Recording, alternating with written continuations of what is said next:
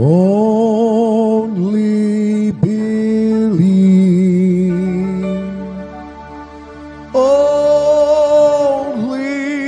believe. And all things are possible. Only believe. My Lord, I believe. Yes, I believe. My Lord, I believe Amen. that all things are possible. My Lord, I believe. And we all believe. My Jesus is here. My Jesus is here. And all things are possible. My Jesus is here. My Jesus is here. Thank you, Lord. My Jesus is here. And all things are possible. My Jesus is here. Praise lord, hallelujah. పరిశుద్ధ గ్రంథము వైపు తిరుగుదాం. పరిశుద్ధ గ్రంథములో నుండి ప్రకటన గ్రంథము. Bible చూడాలని ప్రభు పేరట మనవి చేయుచున్నాను.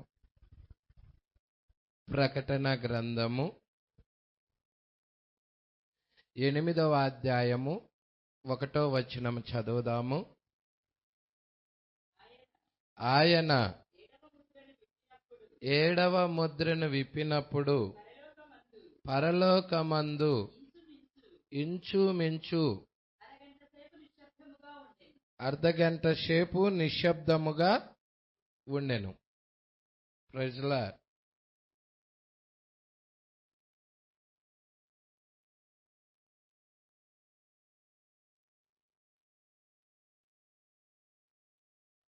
ప్రార్థన చేసుకుందామా.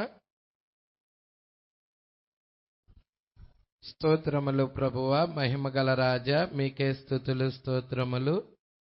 అయ్యా, ఈ మధ్యాహ్న కాల సమయంలో నీ ప్రియబిడ్డలైన మేమందరము నీ సన్నిధానానికి వచ్చి ఉన్నాము ప్రభువా. అనేక అవసరతలు కలిగి వచ్చి ఉన్నాము అయ్యా.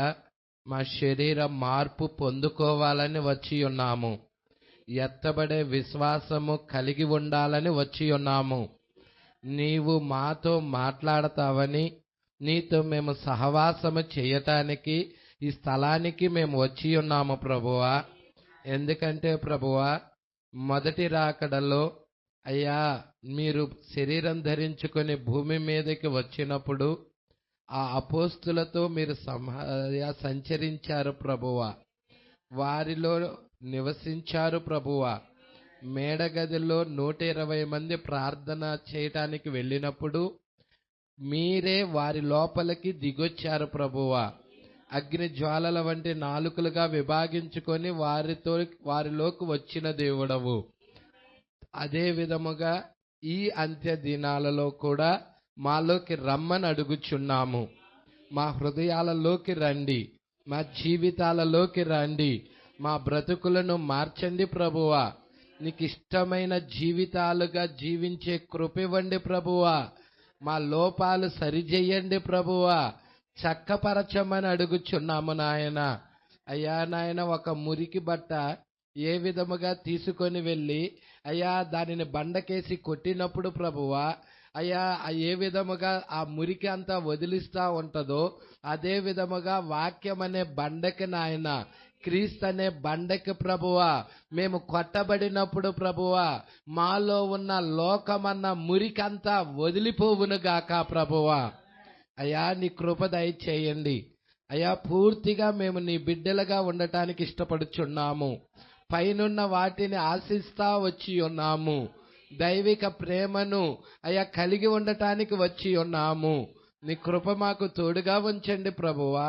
ఈ 7వ ముద్రలో ఉన్న సంగతులు మేము ధ్యానం చేసుకోబోచుండగా మీరే మాట్లాడమని అడుగుచున్నాము.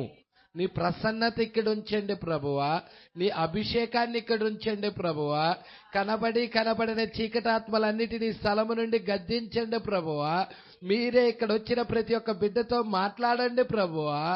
నీ కృప తోడుగా ఉంచమని, మహిమయు ఘనతయు ప్రభావాలు మీరే పొందుకోమని, మా మధ్య ఒక్క బలహీనుడు కూడా లేకుండా చెయ్యమని నజరేయుడైన యేసుక్రీస్తు నామములో ప్రార్థన చేసి అడిగి వేడుకొనుచున్నాము.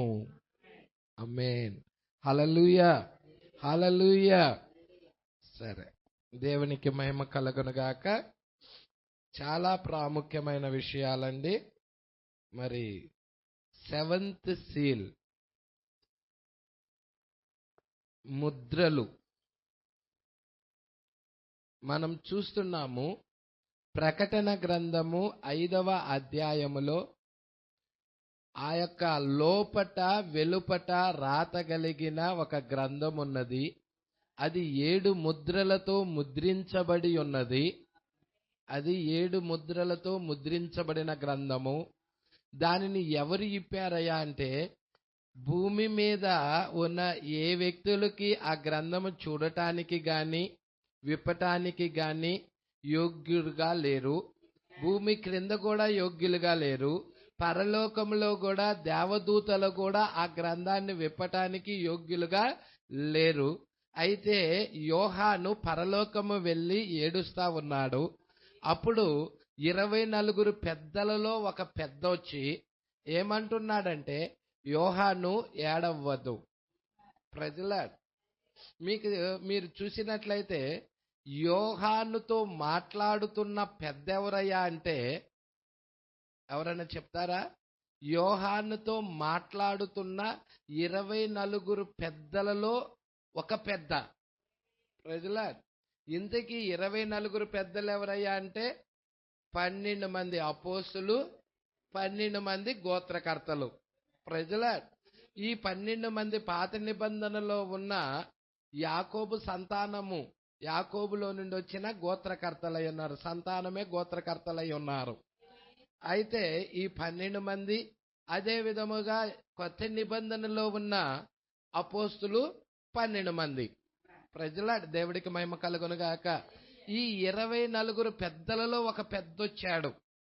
యోహాను దగ్గరికి వచ్చి ఏమంటున్నాడంటే, యోహాను ఏడవద్దంటున్నాడు.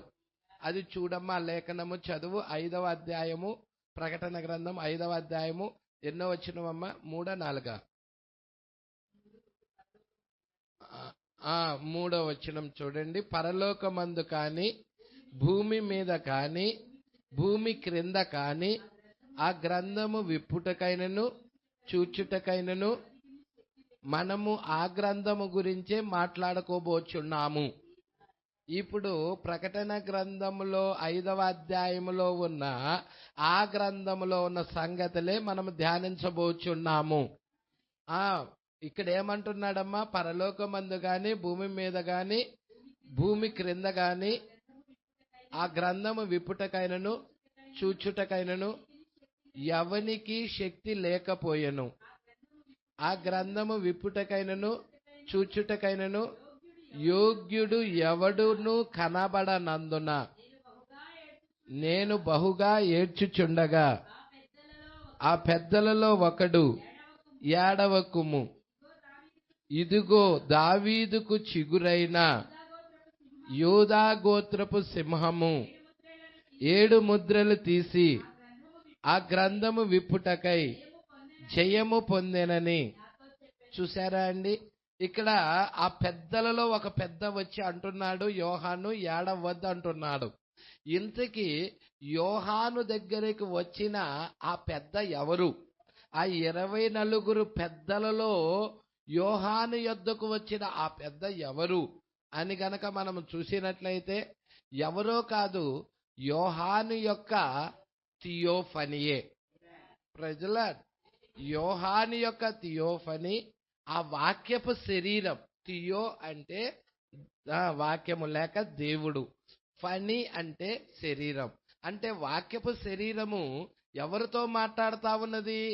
యోహానుతో మాట్లాడుతా ఉన్నది. ప్రజలాడి దేవుడికి మహిమ కలుగును గాక. అయితే ఇక్కడ మనం చూస్తున్నాము, చాలా జాగ్రత్తగా గమనిద్దాము. ఇప్పుడు ఆ 7 ముద్రలు ఎవరు విప్పుతారని చెప్తున్నాడు. ఆ యొక్క పెద్దలలో ఒక పెద్ద వచ్చి, ఏడవకము, ఇదిగో దావీదుకు చిగురైన యూదా గోత్రపు సింహము ఆ 7 ముద్రలను తీసి ఆ గ్రంథము విప్పుటకై జయము పొందినని ప్రజల దేవుడికి మహిమ కలుగును గాక. ఇప్పుడు ఆ గ్రంథాన్ని విప్పటానికి జయము పొందిన ఆయన ఎవరయ్యా అంటే యూదా గోత్రపు సింహము. ఇప్పుడు యూదా గోత్రపు సింహము ఎవరై ఉన్నారంటే యేసుక్రీస్తే అయి ఉన్నాడు. ఇప్పుడు ఆ యూదా గోత్రపు సింహము ఎటు నుండి వస్తుందా అని చూస్తున్నాడు. అయితే ఆ సింహము ఎక్కడి నుండి వస్తుందా అని చూస్తే సింహము రాలే అక్కడ. ఆయనేమో యూదా గోత్రపు సింహం వస్తుందన్నాడు, కానీ అక్కడ ఏమొచ్చినదంటే సింహాసనములో నుండి గొర్రెపిల్ల వచ్చినది. ఆ గొర్రెపిల్ల వధించబడిన గొర్రెపిల్ల. అది 7 కన్నులు కలిగిన గొర్రెపిల్ల, 7 కొమ్ములు కలిగిన గొర్రెపిల్ల. ఆ గొర్రెపిల్ల వచ్చి సింహాసనమునందు ఆసీనుడై ఉండు వాని కుడి చేతిలో నుండి ఆ గ్రంథాన్ని తీసుకున్నది. ఇప్పుడు ఆ తీసుకున్న గ్రంథాన్ని తీసుకున్న ఆయనే ఆ గ్రంథాన్ని విప్పాడు. ప్రజల ఆ విప్పబడిన పుస్తకాన్ని తీసుకొని 1963లో బలిష్ఠుడైన దూతగా మన కాలంలో దిగొచ్చాడు. హల్లెలూయా.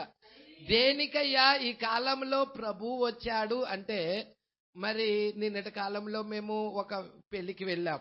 ఆ పెళ్లికి వెళ్ళినప్పుడు అక్కడ బ్రదర్స్ ఆ పెళ్లి అయిపోయిన తర్వాత ఆడ కూర్చొని మాట్లాడుతూ ఉన్నారు. ఏమని మాట్లాడుతూ ఉన్నారయ్యా అంటే, అక్కడ నేను కూడా కూర్చొని ఉన్నాను, ఒక 3-4 పాస్టర్లు కూడా కూర్చొని ఉన్నారు.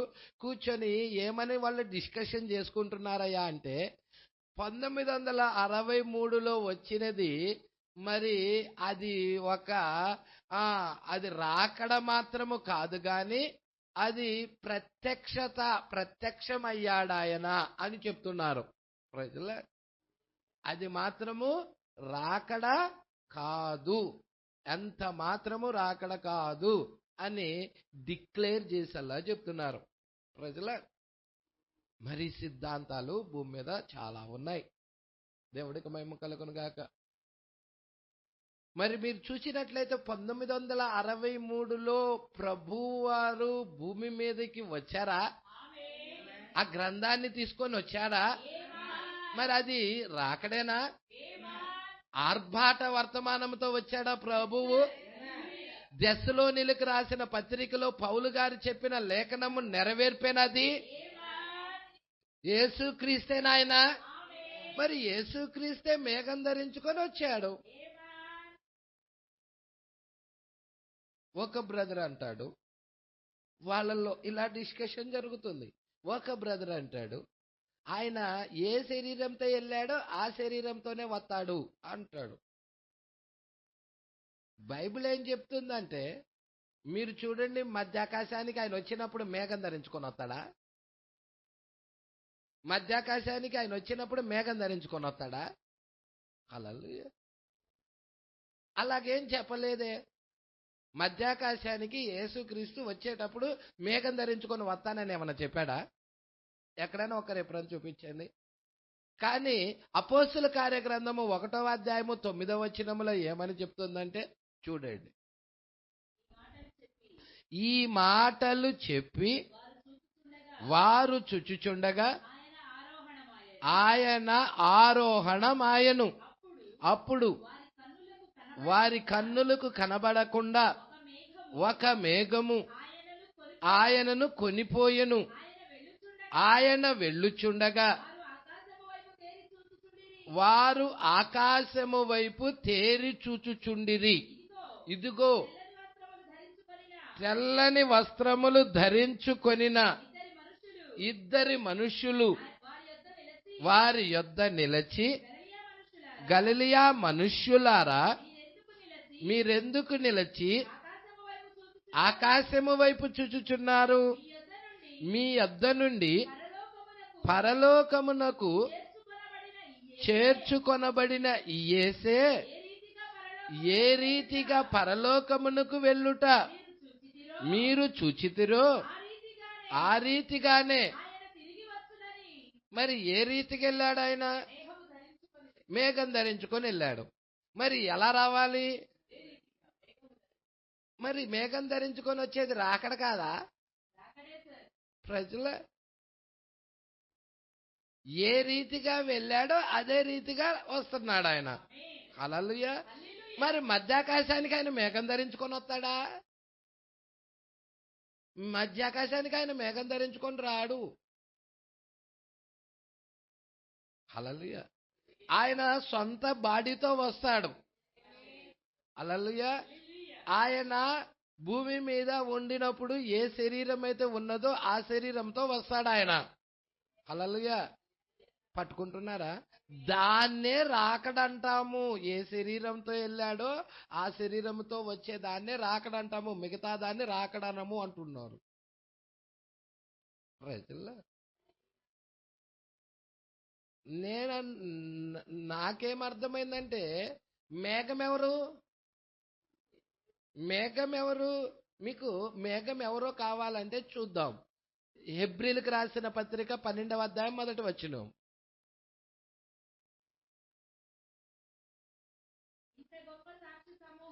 ఇంత గొప్ప సాక్ష్య సమూహము మేఘము వలె మనలను ఆవరించి, సాక్ష్య సమూహము, ఇంత గొప్ప సాక్ష్య సమూహము ప్రజల మేఘము వలె మనలను ఆవరించి ఉన్నందున. అవునా? అవునా అండి? అంటే ఎవరు వాళ్ళు? పరిశుద్ధులేనా? పరిశుద్ధులే కదండి ఆ మేఘము. మరి పరిశుద్ధులు భూమి మీద నుండి ఎత్తబడేటప్పుడు అక్కడ మధ్యాకాశంలోకి పరిశుద్ధులు అలా వస్తారా? ఇక్కడి నుండే కదా పరిశుద్ధులు వెళ్ళేది. మనమే కదా పరిశుద్ధులము, మనమే కదా మేఘము. ప్రజల మీరు చూస్తే 1963లో వచ్చిన ఆ మేఘం ఏంటంటే అది థియోఫనీలు వచ్చినాయి. హల్లెలూయా. వాక్యపు దేహాలు వచ్చినాయి. ఎందుకు వాక్యపు దేహాలు వచ్చినాయ్యా అంటే పాపము చేసినప్పుడు ఈ వాక్యపు దేహాలన్నీ దేవుడి దగ్గరికి వెళ్ళిపోయినాయి. మరలా ఆయన ముఖము ఎల్లప్పుడూ చూస్తా ఉన్నాయి. ఎప్పుడైతే ప్రభువు అక్కడి నుండి భూమి మీదకు వస్తున్నాడో అప్పుడు ఆయనతో పాటు ఆ 7 దూతలతో పాటు మన వాక్యపు శరీరాలు కూడా వచ్చాయి. 7 దూతలే కాదు వచ్చింది, మన వాక్యపు శరీరాలు కూడా వచ్చాయి. హల్లెలూయా. దేవుడికి మహిమ కలుగునుగాక. ఇప్పుడు మనము వాక్యపు శరీరములో నుండే మనకి వాక్యం అర్థమవుతుంది. హల్లెలూయా. అక్షర రూపములో ఉన్న దాన్ని పట్టుకుంటే చనిపోతాం. అక్షరము చంపును, ఆత్మ జీవింపచేయను. హల్లెలూయా. మరి అపోస్తల కార్యగ్రంథము 1వ అధ్యాయము 9వ వచనం ఫుల్ఫిల్డ్ అయిందా? నెరవేర్పు జరిగినదా? మరి యేసుక్రీస్తు మేఘం ధరించుకొని వచ్చాడా? అదే ప్రకటన 10. అదే ప్రకటన 10. ప్రకటన 10 బలిష్ఠుడైన దూత మేఘం ధరించుకొని రావటం. అదే లూకాసు వార్త 21వ అధ్యాయము 27వ వచనం. అప్పుడు మనుష్య కుమారుడు ప్రభావముతోను మహామహిమతోను మేఘారుడై వచ్చుట. చూసారా అండి? ఇది ఏంటది? రాకడ. రాకడ. అప్పుడు మనుష్య కుమారుడు ప్రభావముతో మహామహిమతో మేఘారుడై వచ్చుట చూతురు. ఇవి జరుగనారంభించినప్పుడు మీరు ధైర్యము తెచ్చుకొని మీ తలలు ఎత్తుకొనుడి, మీ విడుదల. ఇప్పుడు మనుష్య కుమారుడు మేఘం ధరించుకొని రావటంతోనే ఎత్తబాటు జరగటల్లా. జరుగుతుందా అండి? కనురెప్ప పాటులో ఎత్తబడతామని చెప్తున్నారా అండి? అక్కడ మీ విడుదల సమీపించుచున్నదని తెలుసుకోమంటున్నాడు. ప్రజల మరి మనం చూస్తా ఉన్నాము, మనిషి కుమారుడు అంటే ఎవరో కాదు, యేసుక్రీస్తు. ఆయన మేఘము ధరించుకొని వచ్చినప్పుడు ప్రభావముతో మహామహిమతో మేఘారుడై వచ్చుట చూతురు. ఎవరు చూసేది? ఏర్పాటులో ఉన్నవారు. మొదటి రాకడలో ఎవరు యేసును చూశారు? ఆ పశువుల పాకలో పుట్టిన యేసుని ఎవరు చూశారండి? ప్రజల ఆ గొర్రెల కాపరులు. తర్వాత ఎవరు చూసి ఉన్నారు? ఆ జ్ఞానులు. ప్రజల ఆ షిమియోను అన్న, అవునండి, అపోస్తులు. దేవుడు ఎవరికైతే బయలుపరుచుకుంటున్నాడో, ప్రత్యక్షపరుచుకుంటున్నాడో వారు మాత్రమే యేసును చూడగలుగుతున్నారు. మిగతా వారికి ఎవ్వరికి యేసు అర్థం కావట్లేదు. మొదటి రాకడ అలా ఉందంటే రెండో రాకడ కూడా అలాగే ఉండిద్దా? మొదటి రాకడలో మిగతా వాళ్ళు ఎవ్వరికి కూడా యేసు బయలుపరుచుకోవటం లేదు. అందుకే యేసును సిలువ వేయండి అని కేకలు పెట్టారు. హల్లెలూయా. ఆ రోజు శాస్త్రులు, పరిసయ్యులు, సద్దుకయ్యులు, హేరోదీయులు ఈ నలుగురు గుంపులు కలిసి యేసును సిలువకు అప్పగిచ్చేశారు. ఈ రోజు కూడా సంఘ శాఖలు వాక్యాన్ని సిలువ వేస్తున్నారు. దేవుడికి మహిమ కలుగును గాక. అయితే ఇక్కడ మనం చూస్తా ఉన్నాం, ఇది ప్రకటన గ్రంథం 10వ అధ్యాయం ఏదో కాదు, 7th సీల్. ఏంటి పాష గారు? 7th seal. మనం ఏం చదివాం? ప్రకటన గ్రంథం 8వ అధ్యాయంలో 7th సీల్ చదివాం, 7వ ముద్ర చదివాం. మరి 7వ ముద్ర ఏంటి? ప్రభు యొక్క రాకడై ఉన్నది. ప్రభు రాకడ ఎక్కడున్నది పాస్టర్ గారు? 5వ ముద్రకి 6వ ముద్రకి మధ్యలో ఉన్నది. ప్రజల పట్టుకుంటున్నారా? హల్లెలూయా. ఇంకా మీరు చూస్తే 6వ ముద్రకి 7వ ముద్రకి మధ్యలో కూడా ప్రభు రాకడున్నది. హల్లెలూయా. పాస్టర్ గారు, 6వ ముద్రకి 7వ ముద్రకి మధ్యలో ఉన్న ప్రభు రాకడ ఎవరి దగ్గరికి పాస్టర్ గారు? మీరు చూస్తే 1,44,000 మంది దగ్గరికి, 7వ బోర కింద ఉన్న యూదుల దగ్గరికి, 5వ ముద్రకి 6వ ముద్రకి మధ్యలో ఉన్న ప్రభు రాకడ ఎవరి దగ్గరికి పాస్టర్ గారు? ఇదిగో అన్య జనుల్లో ఉన్న వధువు దగ్గరికి. హల్లెలూయా. ఎక్కడుంది? మత్తయి సువార్త 24వ అధ్యాయంలో. మత్తయి సువార్త 24వ అధ్యాయంలో 5వ ముద్రకి 6వ ముద్రకి మధ్యలో ప్రభు రాకడ ఉన్నది. హల్లెలూయా. అబద్ధపు క్రీస్తులు ఉన్నారు, నిజ క్రీస్తు కూడా ఉన్నాడు. అబద్ధపు ప్రవక్తలు వస్తున్నారు, నిజ ప్రవక్త కూడా వస్తున్నాడు. అక్కడ అంటున్నాడు, మీరు చూడమ్మా, మెరుపు. అమ్మా చదువుతావా అది? 27 26 27 చదువమ్మా. 26 కూడా చదువు. కాబట్టి ఎవరైనను ప్రభువు ఒకవేళ అరణ్యంలో ఉన్నాడని మీతో చెప్పినను వెళ్ళకుడి, ఇదిగో లోపల గదిలో ఉన్నాడని చెప్పినను. ఎందుకు చెప్తున్నాడు ఈ మాటలు? మొదటి రాకడలో బాప్తిజం ఇచ్చి యోహానుని క్రీస్తుని పొరబడ్డారు. అక్కడ పొరబడ్డారు. ఎవరిని క్రీస్తుని పొరబడ్డారు? ఆ రోజు పరిసయ్యులు, అయ్యా నువ్వు క్రీస్తువా, మాతో స్పష్టంగా చెప్పు అని అడిగారు. యోహాను సువార్త 1వ అధ్యాయంలో అంటే బాప్తిజం ఇచ్చి యోహాన్నే క్రీస్తు అని పొరపడ్డారు. ఇప్పుడు 7వ సంఘకాలపు వర్తమానికుడైన ప్రవక్తను కూడా క్రీస్తుని పొరబడుతున్నాడు. ఆయన అరణ్యంలో ఉన్నా గాని ఆయన క్రీస్తు కాదు అంటున్నాడు. ఆయన లోపల గదిలో ఉన్నా గాని క్రీస్తు కాదు అంటున్నాడు. ఆయన ప్రవక్త అయి ఉన్నాడు, మన సహోదరుడై ఉన్నాడు. ప్రజల అందుకే అంటున్నాడు చూడండి, లోపల గదిలో ఉన్నాడని చెప్పినను నమ్మకుడి. కొంతమంది ఒక సిద్ధాంతాన్ని తీసుకొచ్చారు. ఏమంది తెలుసా? బ్రన్హామే క్రీస్తని. నిజం, బ్రన్హామే క్రీస్తని ఒక డాక్ట్రిన్, ఒక సిద్ధాంతం తీసుకొచ్చారు. బ్రన్హాం నామములో బాప్తిజాలు ఇవ్వటం, బ్రన్హాం ఫోటో పెట్టుకొని ఆరాధించటం. ప్రజల ఆయన అన్నాడు, నేను సేవను వదిలేసి వెళ్ళిపోతున్నాను అన్నాడు. అలా చెయ్యొద్దు నన్ను, అంత్యక్రీస్తుగా చెయ్యొద్దు నన్ను, క్రీస్తు విరోధిగా చెయ్యొద్దు నన్ను అంటున్నాడు. దేవుణ్ణి ఆరాధించండి అని చెప్తున్నాడు. ప్రజల మరి ఎంత గొప్ప ప్రాఫిట్ చూడండి. హల్లెలూయా.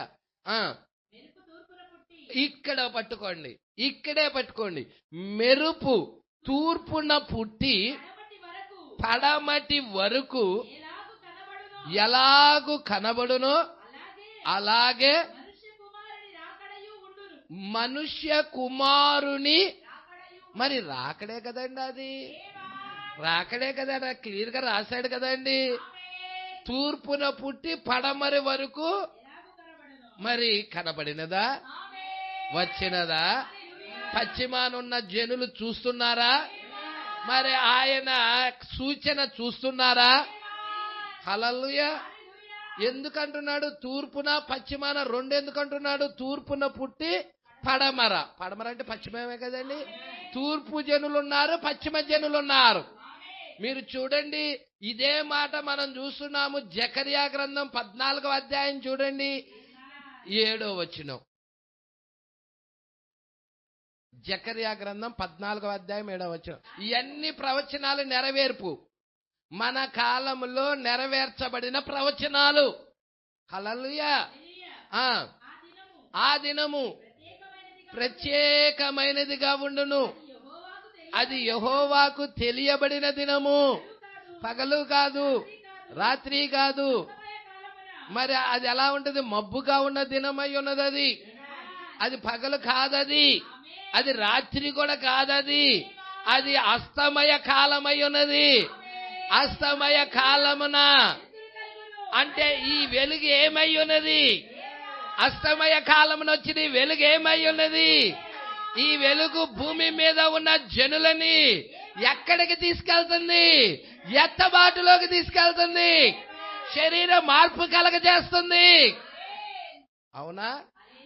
అందుకంటున్నాడు చూడమ్మా, అస్తమయ కాలమున వెలుతురు కలుగును. ఆ దినమున జీవజలములు యెరూషలేములో నుండి పారి. పట్టుకుంటున్నావా సంగమై విషయాలు? పట్టుకుంటున్నావా? మీరు జాగ్రత్తగా పట్టుకుంటున్నారా? జీవజలములు ఏంటిది? జీవజలాలు కాదా? ఇది వర్తమానం ఏంటి? జీవజలము కాదా? హల్లెలూయా. జీవజలములు యెరూషలేములో నుండి పారి సగము తూర్పు సముద్రమునకును సగము పడమటి సముద్రమునకును. ఎందుకని తూర్పు పడమర పెడుతున్నాడు? తూర్పునున్న జనులకి ప్రభు రాకడ కనబడుతుంది, పశ్చిమానున్న జనులకి కూడా ప్రభు రాకడ చూపించబడుతుంది. తూర్పునున్న జనులు ఇజ్రాయేల్ ప్రజలై ఉన్నారు, పశ్చిమానున్న జనులు మనమై ఉన్నాము. ఈ రోజు మనకి కూడా ప్రభు రాకడ కనబడతా ఉన్నది. ఎన్నుకోబడిన వారి కొరకు, ఏర్పాటులో ఉన్న వారి కొరకు. అందుకే అంటున్నాడు. కొంచెం ముందుకు చూద్దాం. వేసవి కాలమందును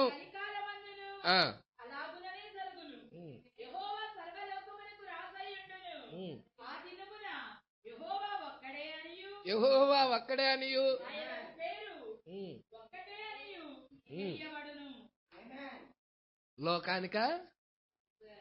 లోకానికి ఇప్పటికీ యెహోవా ఒక్కడే అని అంటున్నారా? మిగతా ఏ సంఘాలైనా చూడు, దేవుడు ఒక్కడే అని అంటున్నారా? అన్యజనులు ఎలాగ బహుదేవత ఆరాధన చేస్తున్నారో క్రైస్తవులు కూడా బహుదేవత ఆరాధన చేస్తున్నారు. త్రియేక దేవుడని, త్రిత్వమైన దేవుడని, తండ్రి కుమార పరిశుద్ధాత్మ ముగ్గురు దేవుళ్ళని బహుదేవత ఆరాధన ఈ క్రైస్తవములో కూడా చొచ్చుకొని వచ్చి ఉన్నది. హల్లెలూయా. కానీ సాయంకాలపు వెలుగొచ్చినప్పుడు యెహోవా ఒక్కడే, ఆయనకు పేరు కూడా ఒక్కటే. ఎవరికి తెలియబడుతుంది? ఏర్పాటులో ఉన్నవారికి, ఎన్నికలో ఉన్నవారికి. మరి ఆయన నామం బిరుదులు కాదు, ఆయనకు పేరున్నది. ఆయన పేరు ఒక్కటే అయి ఉన్నది. ఇప్పుడు ఆయన పేరేదో చెప్పండి అన్నా మనకు ఎవరన్నా ఆయన పేరేదో చెప్పమంటే బయలుపాటు ఉన్నాడు చెప్తాడు ప్రభు అయిన యేసుక్రీస్తు అని. ఎందుకు? ఆ సాయంకాలపు వెలుగు తాకినాడు చెప్తాడు. ఇప్పుడు ఆ సాయంకాలపు వెలుగు కనుక లేనివాడు ఏం చెప్తాడో తెలుసా? యెహోవా అని చెప్పాలా, యేసని చెప్పాలా, పరిశుద్ధాత్మ అని చెప్పాలా? ఈ మూడిట్లో ఏది చెప్పాలి? యేసుక్రీస్తు అని చెప్దామా, లేకపోతే యెహోవా దేవుడు అని చెప్దామా, లేకపోతే పరిశుద్ధాత్మ దేవుడు అని చెప్దామా? యెహోవా దేవుడు భూతకాలం అయిపోయింది. యేసుక్రీస్తు కూడా 2000 సంవత్సరాల క్రితం అది కుమారుడి కాలం అయిపోయింది. ప్రజెంట్ నడుస్తున్న కాలం పరిశుద్ధాత్మ కాలం కాబట్టి పరిశుద్ధాత్మ అని చెప్తే పోయిందిలే. ఏంటిది? మానవ జ్ఞానం. బయలుపాటు లేనివారు, వారికి దేవుడు బయలుపరుచుకోవటం లేదు. అదే దేవుడు ఒక గుంపుకు బయలుపరుచుకుంటున్నాడు, ఏర్పాటులో ఉన్న గుంపులకు బయలుపరుచుకుంటున్నాడు. ఈ సాయంకాలపు వెలుగు ఎప్పుడైతే వచ్చినదో, ఈ అస్తమయ సాయంకాల సమయంలో వెలుతురు ఎప్పుడైతే వచ్చినదో, ప్రవక్త ఎప్పుడైతే వర్తమానాన్ని తీసుకొని వచ్చి ఉన్నారో, ముందు నిర్ణయంలో ఉన్నవారు బయటకు వచ్చారు. హల్లెలూయా. అందుకే అంటున్నాడు, ఆ దినమున యెహోవా ఒక్కడేననియు, ఆయనకు పేరు కూడా ఒక్కటే అనియు తెలియపరచబడును. హల్లెలూయా. సంగమా పట్టుకుంటున్నారా? ఈరోజు ఆ పేరు ఏదో ఎరిగి ఆరాధిస్తున్నాం. హల్లెలూయా. అందుకే అక్కడ ఏమన్నాడు? మెరుపు తూర్పున పుట్టి పడమటి వరకు. అందుకే ప్రకటన 10 అనేది తూర్పునున్న జనులకి, అదే విధముగా పశ్చిమానున్న జనులకి. ఏంది ప్రకటన 10? ఇద్దరికా పాస్టర్ గారు? అవును, ఇద్దరికి. ఎక్కడున్నది పాస్టర్ గారు? ఇద్దరికని లేఖనాల్లో ఉన్నది. మీరు చూస్తే మనము లూకా సువార్త 21:27 చూసాం. చూసారా? మళ్ళీ ఇంకోసారి చూడండి. లూకా సువార్త 21:27. అప్పుడు మనుష్య కుమారుడు. ఎవరు పాస్టర్ గారు? మనుష్య కుమారుడు. మనిషి కుమారుడు అంటే ప్రభు అయిన యేసుక్రీస్తు. ప్రభావముతోను మహామహిమతోను మేఘారుడై వచ్చుట చూతురు. ఇదేంటండి? అన్యజనుల యొక్క రాకడ. అది రాకడ కాదనే వాడికి నేనేం చెప్తాను? రాకడ కాదని బిగ్గరగా వాదిస్తున్నారు ప్రజలు. రాకడ కానే కాదది. రాకడని ఒక్క రెఫరెన్స్ చూపిన అంటుండు. ఇన్ని రెఫరెన్స్లు ఉంటే చూసారా? వర్తమానంలోనే ఎలాగైపోయారో. హల్లెలూయా. సంగమా చాలా జాగ్రత్తగా పట్టుకోండి. దేవుడికి మహిమ కలుగును గాక. ఇప్పుడు మనము చదివిన ఈ లేఖనం అనేది యూదుల దగ్గరికి సంబంధించిన లేఖనము కాదది. లూకా సువార్త 21:27 అన్యజనుల దగ్గరికి రాకడ. ఈ రాకడలో ఏం జరుగుతుంది? మీరు ధైర్యం తెచ్చుకొని మీ తలలెత్తుకోవాలి. ఎందుకయ్యా అంటే ఆర్భాట వర్తమానము ఆ మేఘములో ఉన్నాయన తీసుకొని వస్తున్నాడు. మీరు చూస్తే ఎక్కడ మన దెస్సలోనిలకు రాసిన పత్రికలో చూస్తే రాకడ గురించి పౌలు గారు ఏమన్నారో కొంచెము చూద్దాం. రాకడ గురించి మొదటి దెస్సలోనిలకు 4వ అధ్యాయము 15-16 చూడము. 15 మేము ప్రభువు మాటను బట్టి మీతో చెప్పునది ఏమనగా ప్రభువు రాకడ వరకు సజీవులమై నిలిచియుండు మనము నిద్రించిన వారికంటే ముందుగా ఆయన సన్నిధికి చేరము.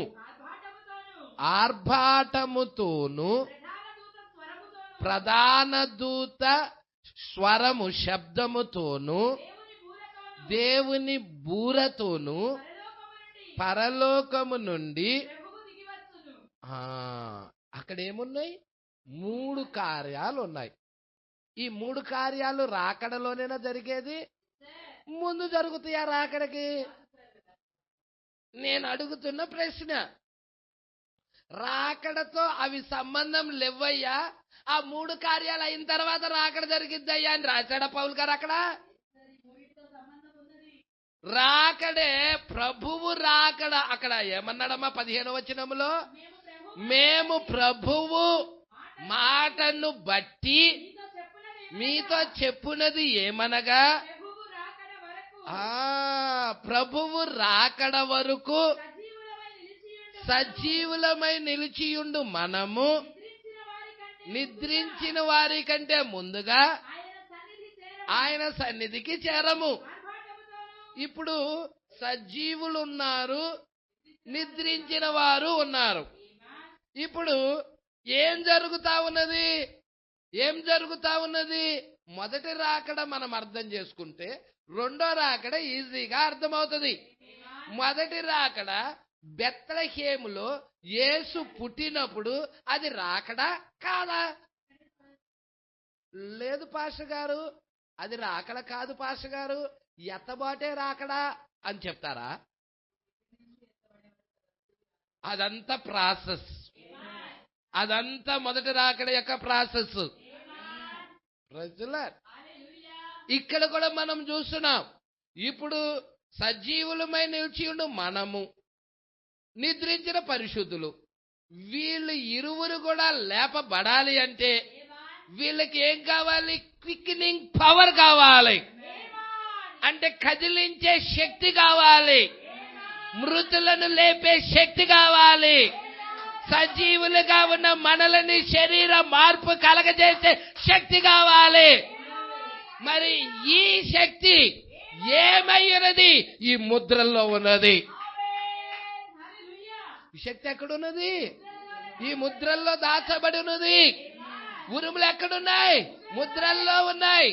ఉరుములు ఏం చేస్తాయి? మీకు ఎత్తబడే విశ్వాసం ఇస్తాయి. ఎత్తబడే విశ్వాసం ఎక్కడుంది? 7 ముద్రల యొక్క ప్రత్యక్షతలో ఉన్నది. ఏ సేవకుడైతే, ఏ పాస్టర్ అయితే 7 ముద్రల యొక్క ప్రత్యక్షతను బోధించటం లేదో ఆ సంఘము బలహీనమైన సంఘము.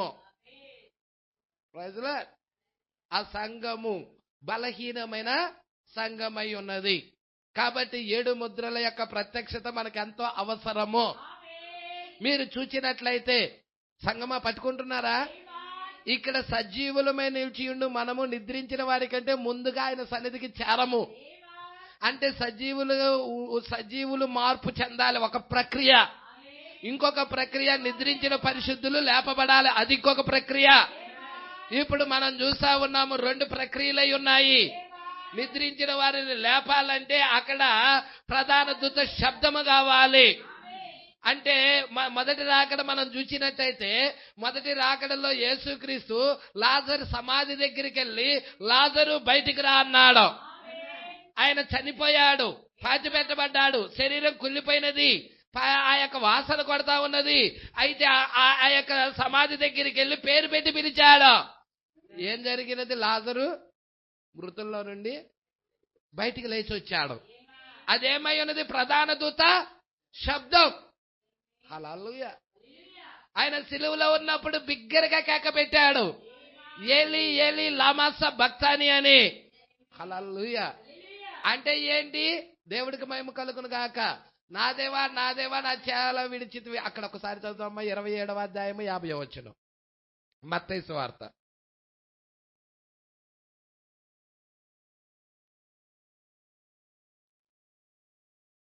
వెళ్దామండి, మనం ఈ వర్తమానంలోకి వెళ్దాము. 27:50 అమ్మ. యేసు మరలా బిగ్గరగా కేక వేసి, చూసారా అండి? యేసు మరలా బిగ్గరగా కేక వేసి ఇక ప్రాణము విడిచాడు. చదవమ్మా.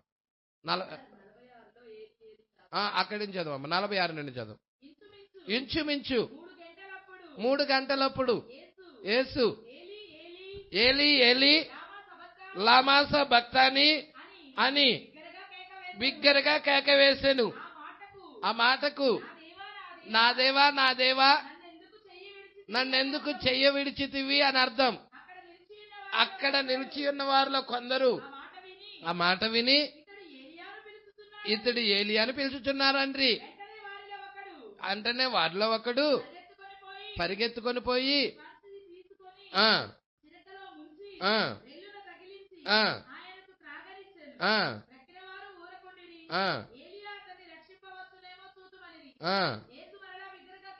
యేసు మరలా బిగ్గరగా కేక వేసి ప్రాణము విడిచెను.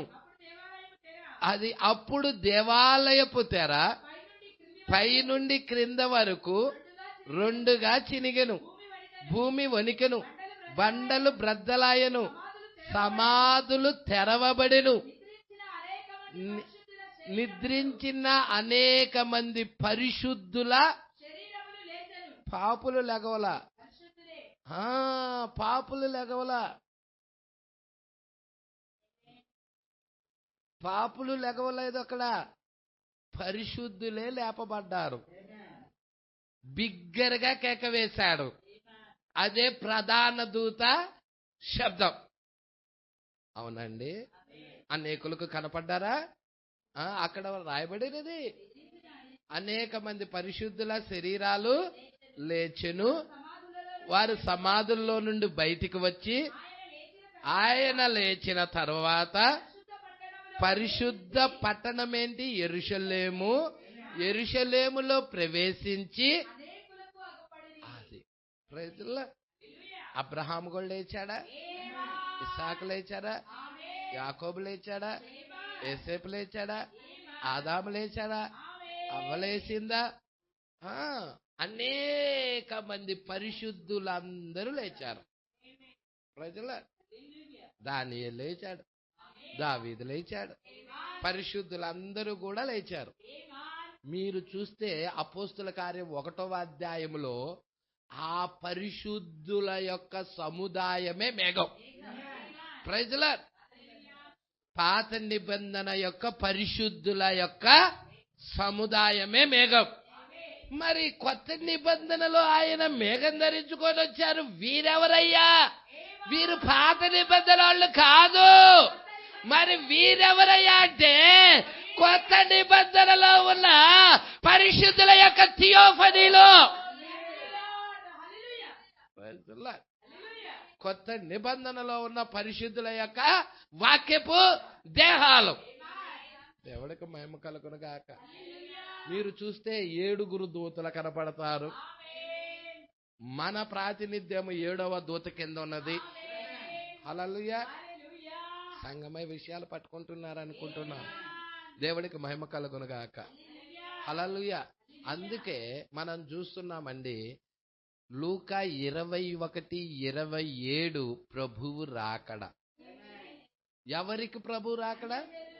అన్యజనులకి ప్రభు రాకడ. ఇప్పుడు నేను అక్కడ మేఘం ధరించుకొని రావటం ఉందమ్మా. లూకా 21:27లో అన్యజనుల దగ్గరికి మేఘారుడై రావటం ఉన్నదా? ఇప్పుడు నేను యూదుల దగ్గరికి కూడా మేఘం ధరించుకొని రావటం చూపిస్తాను. మత్తయి సువార్త 24వ అధ్యాయము 30వ వచనం. అప్పుడు చూసారండి, ఇదేంటి? మీరు 29, 30 మీరు చూస్తే 29వ వచనం ఏంటి? అది 6వ ముద్ర. 6వ ముద్రలో ఎవరు వస్తున్నారు? యూదులు వస్తున్నారు. హల్లెలూయా. 1,44,000 మంది వస్తున్నారు. అక్కడ 2 ప్రవక్తలు వస్తున్నారు. అప్పుడు మనం చూసిన 6వ ముద్ర ఎప్పుడైతే ఓపెన్ అవుతుందో అది శ్రమలై ఉన్నాయి, తీర్పులై ఉన్నాయి. సూర్యుడు కంబల వలె నలుపు అవుతా ఉన్నాడు. చంద్రబింబం అంతా రక్తవర్ణం అవుతా ఉన్నది. ఆ అంజూరుపు చెట్టు నుండి అకాలపు కాయలు రాలినట్లు ఆకాశ నక్షత్రాలు రాలుతా ఉన్నాయి. అప్పుడు ఈ ఉండిద్దా? నో, భూమి మీద ఉండదు. హల్లెలూయా. అప్పుడు 6వ ముద్ర శ్రమలు ఆ టైంలో భూమి మీద ఈమె ఉండదు. ఈమె ఎత్తబాడిద్ది. ఎక్కడుంటది? గృహం దగ్గర ఉంటది. దేవుడికి మహిమ కలుగును గాక. అందుకే ఇక్కడ అన్నాడు. అమ్మ చదువమ్మా. అప్పుడు మీరు చూస్తున్నారండి, ఇది ఎవరి దగ్గరికి? యూదుల దగ్గరకు వచ్చారు. అక్కడ అప్పుడు మనుష్య కుమారుడి యొక్క సూచన. ఇప్పుడు మన దగ్గరకు కూడా సూచన వచ్చిందిగా. హల్లెలూయా. మన దగ్గరికి కూడా సూచన వచ్చిందిగా. మీరు చూసారా మత్తయి 16వ అధ్యాయంలో ఏం చెప్పాడో? మత్తయి సువార్త 16వ అధ్యాయంలో అక్కడ అడుగుతున్నారు, యూదులు అడుగుతున్నారు. యూదులు యేసుక్రీస్తుని అడుగుతున్నారు, మాకొక సూచన చూపించు అని. అమ్మ మొదటి నుండి చదువుదామా? అమ్మా ఫస్ట్ నుంచి అమ్మ 16. ఓకే. అప్పుడు పరిసయ్యులను సద్దుకయ్యులను వచ్చి ఆయన శోధించుటకు ఆకాశము నుండి. ఇప్పుడు వాళ్ళు అడుగుతుంది ఎక్కడి నుంచి? ఆకాశములో సూచక్రియ. ప్రజల సంగమా పట్టుకుంటున్నారా? మరి వాళ్ళు కోరింది కూడా ఏంటి? మొదటి రాకడలో రోమ్ ప్రభుత్వము పూర్తిగా తీసివేయబడి మెస్సియా ప్రభుత్వము భూమి మీద ఉండాలి. హల్లెలూయా. మెస్సియా ప్రభుత్వం భూమి మీద ఉన్నప్పుడు ఎవరు ఉండాలంటే భూమి మీద ఏలియా ఉండాలి. ఆ ఏలియావు నువ్వా అని బాప్తిజం ఇచ్చి యోహాన్ని అడిగారు.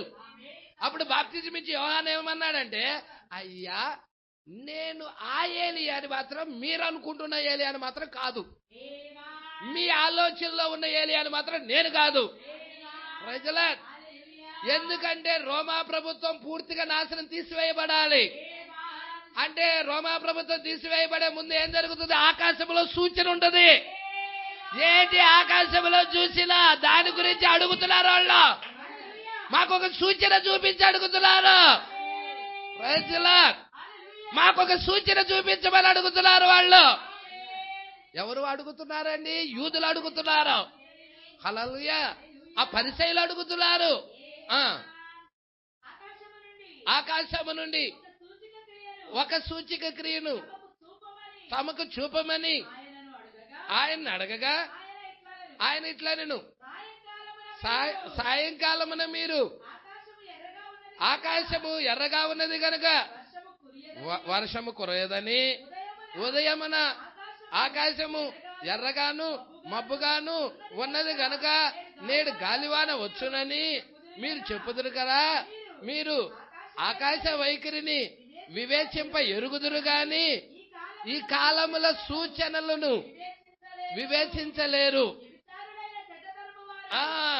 ఆయన పశువుల పాకలో పుడితే ఆ కాలపు సూచన వివేచించారా వాళ్ళు?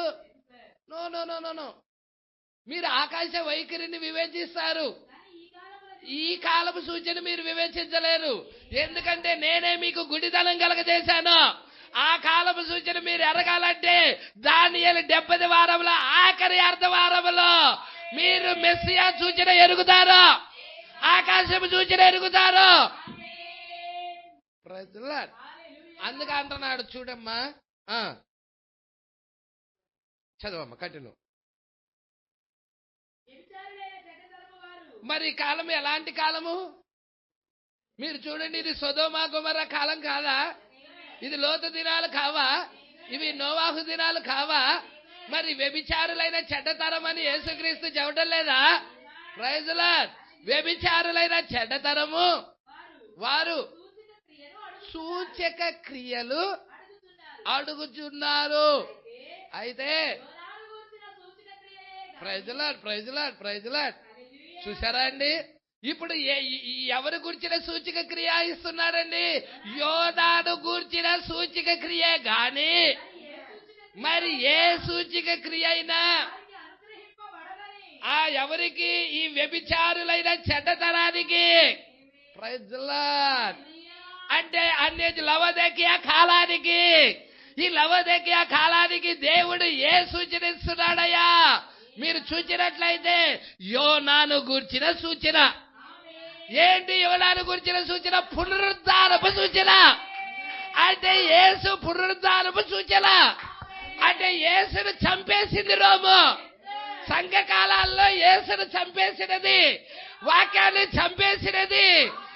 హల్లెలూయా. ఎప్పుడైతే సంఘకాలాల్లో వాక్యాన్ని చంపేసినదో ఇప్పుడు వాక్యము పునరుద్ధానం చెందాలి. వాక్యము పునరుద్ధానం చెంది ఆయన మేఘము ధరించుకొని రావాలి. ఆ సూచన మీకు ఇవ్వబడుతుంది. సంగమా, చెవి గలవాడి సంగతులు గ్రహించునుగాక. హల్లెలూయా. ఎట్లా పాస్టర్ గారు నీకు చూస్తున్నావు? 7వ బూర 7వ ముద్ర, ఈ రెండు పక్క పక్కనే నడుస్తున్నాయి. Praise the lord. 7వ బూర కింద ఏం జరుగుతుందో 7వ ముద్ర కింద అదే జరుగుతున్నది. అన్ని జనుల ప్రణాళిక నిశ్శబ్దమై ఉన్నది. యూదుల ప్రణాళిక ఉన్నది అక్కడ. వ్యభిచారులైన చెడ్డతనము వారు సూచిక్రియ అడుగుతున్నారు అంటున్నాడు. హల్లెలూయా. ఇప్పుడు లవదకియా కాలం అలాంటి కాలం అయి ఉన్నది. మరి ఈ యొక్క నిశ్శబ్దంలో ఉన్న ఈమె గురించి ఏమి రాస్తా ఉన్నాడు అంటే పునరుద్ధానపు సూచనిస్తున్నాను అంటున్నాడు. ఇదిగో నేను పునరుద్ధానముడై ఉన్నాను, వచ్చి ఉన్నానని. వాక్యము పునరుద్ధానము చెంది ఉన్నది. పసరు పురుగులు, గొంగల పురుగులు, చీడ పురుగులు, మిడతలు తినేసిన సంవత్సరాల పంట తిరిగి మరల ఇచ్చాడు. ఇతడు కాదు, ఇచ్చాడు. పునరుద్ధానం జరిగినది. ఏ వేల్లో అయితే ఇతును అన్నాడు, అది ఫీచర్. ఇప్పుడు ఫీచర్ కాదు, ఇప్పుడు ఫీచర్ కాదు, ఫుల్ఫిల్డ్. నెరవేర్పు జరిగినది. ఇంకా పంట రాలేదా? కడవరి వర్షం రాలేదా? తొలకరి వర్షం రాలేదా? ఈ సంవత్సరాల పంట రాలేదా? హల్లెలూయా. ఆ యొక్క సంఘకాలాల్లో ఏం జరిగిందో తెలియలేదా? సంఘ శాఖలకైతే వాళ్ళకి తెరవబడాల ముద్రలో, మీకు తెరవబడ్డాయి ముద్రలో. కాబట్టి మీరు ధన్యులై ఉన్నారు. సంఘమా పట్టుకున్నారు ఈ విషయాలు. పునరుద్ధానపు సూచన ఇస్తున్నాడు. ఏంటి పునరుద్ధానపు సూచన? హల్లెలూయా.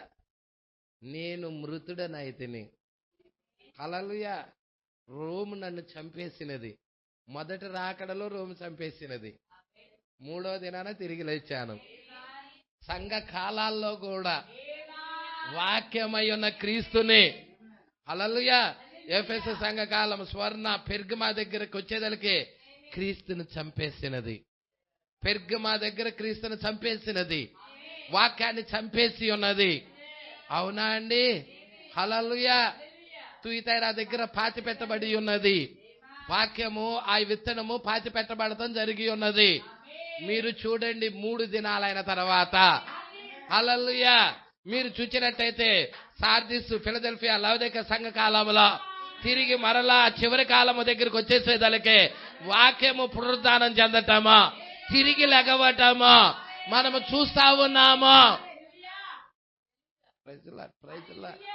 దేవా, ఈ సంగతులు గూఢమైన సంగతులు నీ వధువు గ్రహించునుగాక. హల్లెలూయా. మరి అక్కడ మనం చూస్తున్నాము, యూదుల దగ్గర రాకడ చూస్తున్నాము. అప్పుడు మనుష్య కుమారుడు సూచన. ఏంటి సూచన? మనుష్య కుమారుడు సూచన పునరుద్ధానుడైన క్రీస్తు. హల్లెలూయా. మనుష్య కుమారుడు సూచన ఆకాశమందు కనబడును. అప్పుడు మనుష్య కుమారుడు ప్రభావముతో మహామహిమతో ఆకాశ మేఘారుడై వచ్చుట చూచి భూమి మీదనున్న, ఇక్కడ వచ్చేదలకే అన్ని జనుల దగ్గర వచ్చేదలకే గోత్రాలు లేవు. అన్ని జనుల దగ్గర ఏమైనా గోత్రాలు మాట్లాడా? 27 లూకాసువార్త 21:27లో గోత్రాల గురించి ఏమైనా మాట్లాడా? ఏమన్నాడు? మీరు ధైర్యం తెచ్చుకోండి, మీ తలలెత్తుకోండి, మీ విడుదల సమీపముగా ఉన్నదని తెలుసుకోండి అన్నాడు. కానీ అదే మనిషి కుమారుడు చూసినా యూదుల దగ్గరికి వచ్చేదలికే గోత్రాలు వచ్చేసాయి. సకల గోత్రాలు, ఆ 12 గోత్రాలన్నీ కూడా పట్టుకుంటున్నారండి. సకల గోత్రములు రొమ్ము కొట్టుకొందురు. అవునా? ఎవరు రాస్తున్నారు అది? మత్తయ్య రాస్తున్నాడు రొమ్ము కొట్టుకునే కార్యాన్ని. మరి జకర్యా కూడా రాశాడా? జకర్యా 12వ అధ్యాయము 10వ వచనంలో రాశాడా? చూడండి, మీరే చూడండి. దావీదు ఇంటి వారి మీదను 10 దావీదు సంతతి వారి మీదను యెరూషలేము నివాసుల మీదను. ఇది పాస్టర్ గారు ఇదేంటది? 7వ బూర. 7వ బూర కింద యూదుల దగ్గరికి మనిషి కుమారుడు కరుణ నొందించు ఆత్మ, విజ్ఞాపన చేయు ఆత్మ యూదుల మీద కుమ్మరిస్తున్నాడు. ప్రజలే, ఓ పాస్టర్ గారు, 7వ బూర కింద యూదులకి అలా జరిగినట్టయితే, కరుణ నొందించు ఆత్మను వారి మీద కుమ్మరించినట్లయితే, విజ్ఞాపన చేసే ఆత్మను, మొరపెట్టే ఆత్మను వారి మీద కుమ్మరించినట్లయితే, మరి ఇటు కూడా ఎత్తబాటుకు ముందుగా అన్యజనులలో ఎవరైనా గాని ఈ యొక్క మొరపెట్టేవారు ఉన్నారా? కరుణ నొందించు ఆత్మ, విజ్ఞాపన చేసే ఆత్మ. అబ్రహాం అక్కడ మొరపెడతా ఉన్నాడా? ఓ, ఆ పట్టణంలో 50 మంది ఉంటే కాపాడతావా ప్రభువా? ఆ పట్టణంలో 40 మంది ఉంటే కాపాడతావా ప్రభువా? ఆ పట్టణంలో 30 మంది ఉంటే కాపాడతావా ప్రభువా? ఎప్పుడది లోకము కాల్చబడటానికి ముందుగా, సొదొమ గొమొర్రా పట్టణం కాల్చబడటానికి ముందుగా, ఈ రోజు లోకము దహించబడటానికి ముందుగా ఇక్కడ కొంతమంది అబ్రహాములు ఉండాలా? కొంతమంది విజ్ఞాపన చేసేవారు ఉండాలా? దేవుడికి మహిమ కలుగునుగాక. ఎక్కువగా వాక్యం వినటానికి ఇష్టపడతాం, మరి విజ్ఞాపన చేయటానికో? విజ్ఞాపన చేయటానికో? కానీ లేఖనము విజ్ఞాపన చేస్తుంది. వధువు గురించి ఏం రాస్తున్నాడంటే, హల్లెలూయా, ఎత్తబడే వాళ్ళ గురించి ఏం రాస్తున్నాడయ్యా అంటే, కరుణ నొందించు ఆత్మ, విజ్ఞాపన చేయు ఆత్మ. అది కూడా నువ్వు విజ్ఞాపన చెయ్యాలి అన్నా, హల్లెలూయా, నీకు దయ కలగాలన్నా, హల్లెలూయా, పరిశుద్ధాత్మ నీ మీదకి రావాలి. హల్లెలూయా. అందుకే కరుణ నొందించు ఆత్మ, విజ్ఞాపన చేయు ఆత్మను నేను కుమ్మరించగా వారు తాము పొడిచిన నా మీద దృష్టి ఉంచి ఒకడు తన ఏక కుమారుని విషయమై. మరి మీరు చూసారా ఈ ట్రిప్ లో ఆశీష్ లాల్ గారు అదే మాట్లాడారు. దానియేలు తాను ప్రార్థనలోకి వెళ్ళి తాను చేసిన, ఆయన దానియేలు నీతిమంతుడే, కానీ తన పితరులు చేసిన తప్పిదాలు, ఆ తప్పిదాలతో తన్ను కూడా గుర్తింపజేసుకొనుచు. ప్రజల్లా, దేవుడికి మహిమ కలుగునుగాక.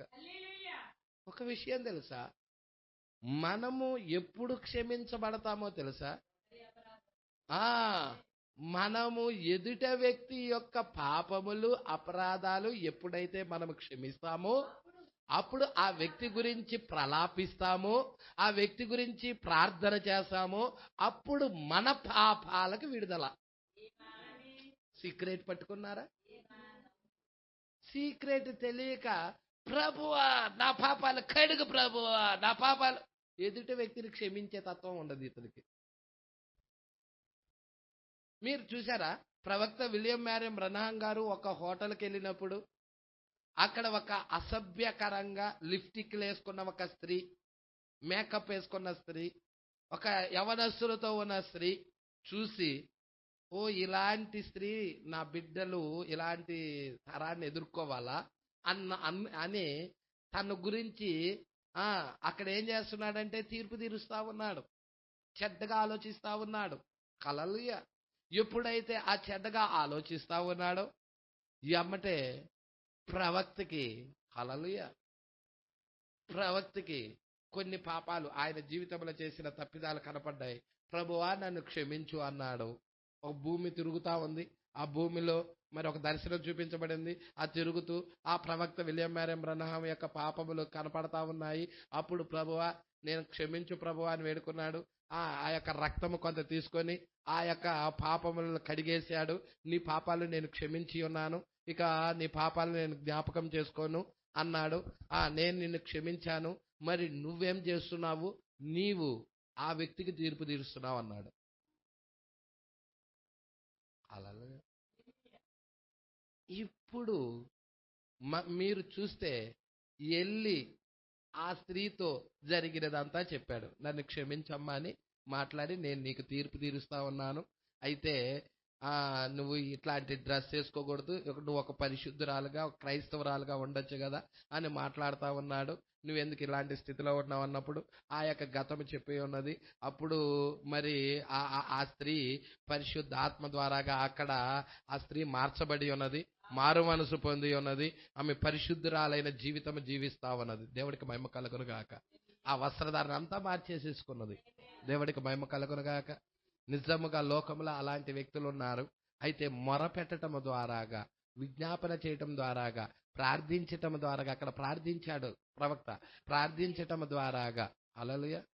మరి పెళ్లిలో మీరు చూసారా, ఇద్దరు జంట రావటము, వాళ్ళు అప్పుడు దాకా అన్యోన్యంగా ఉన్నవాళ్ళు తగాదాడుకోవటము, పోట్లాడుకోవటము, గుద్దులాడుకోవటము, మాకు విడాకులు కావాలని రావటము.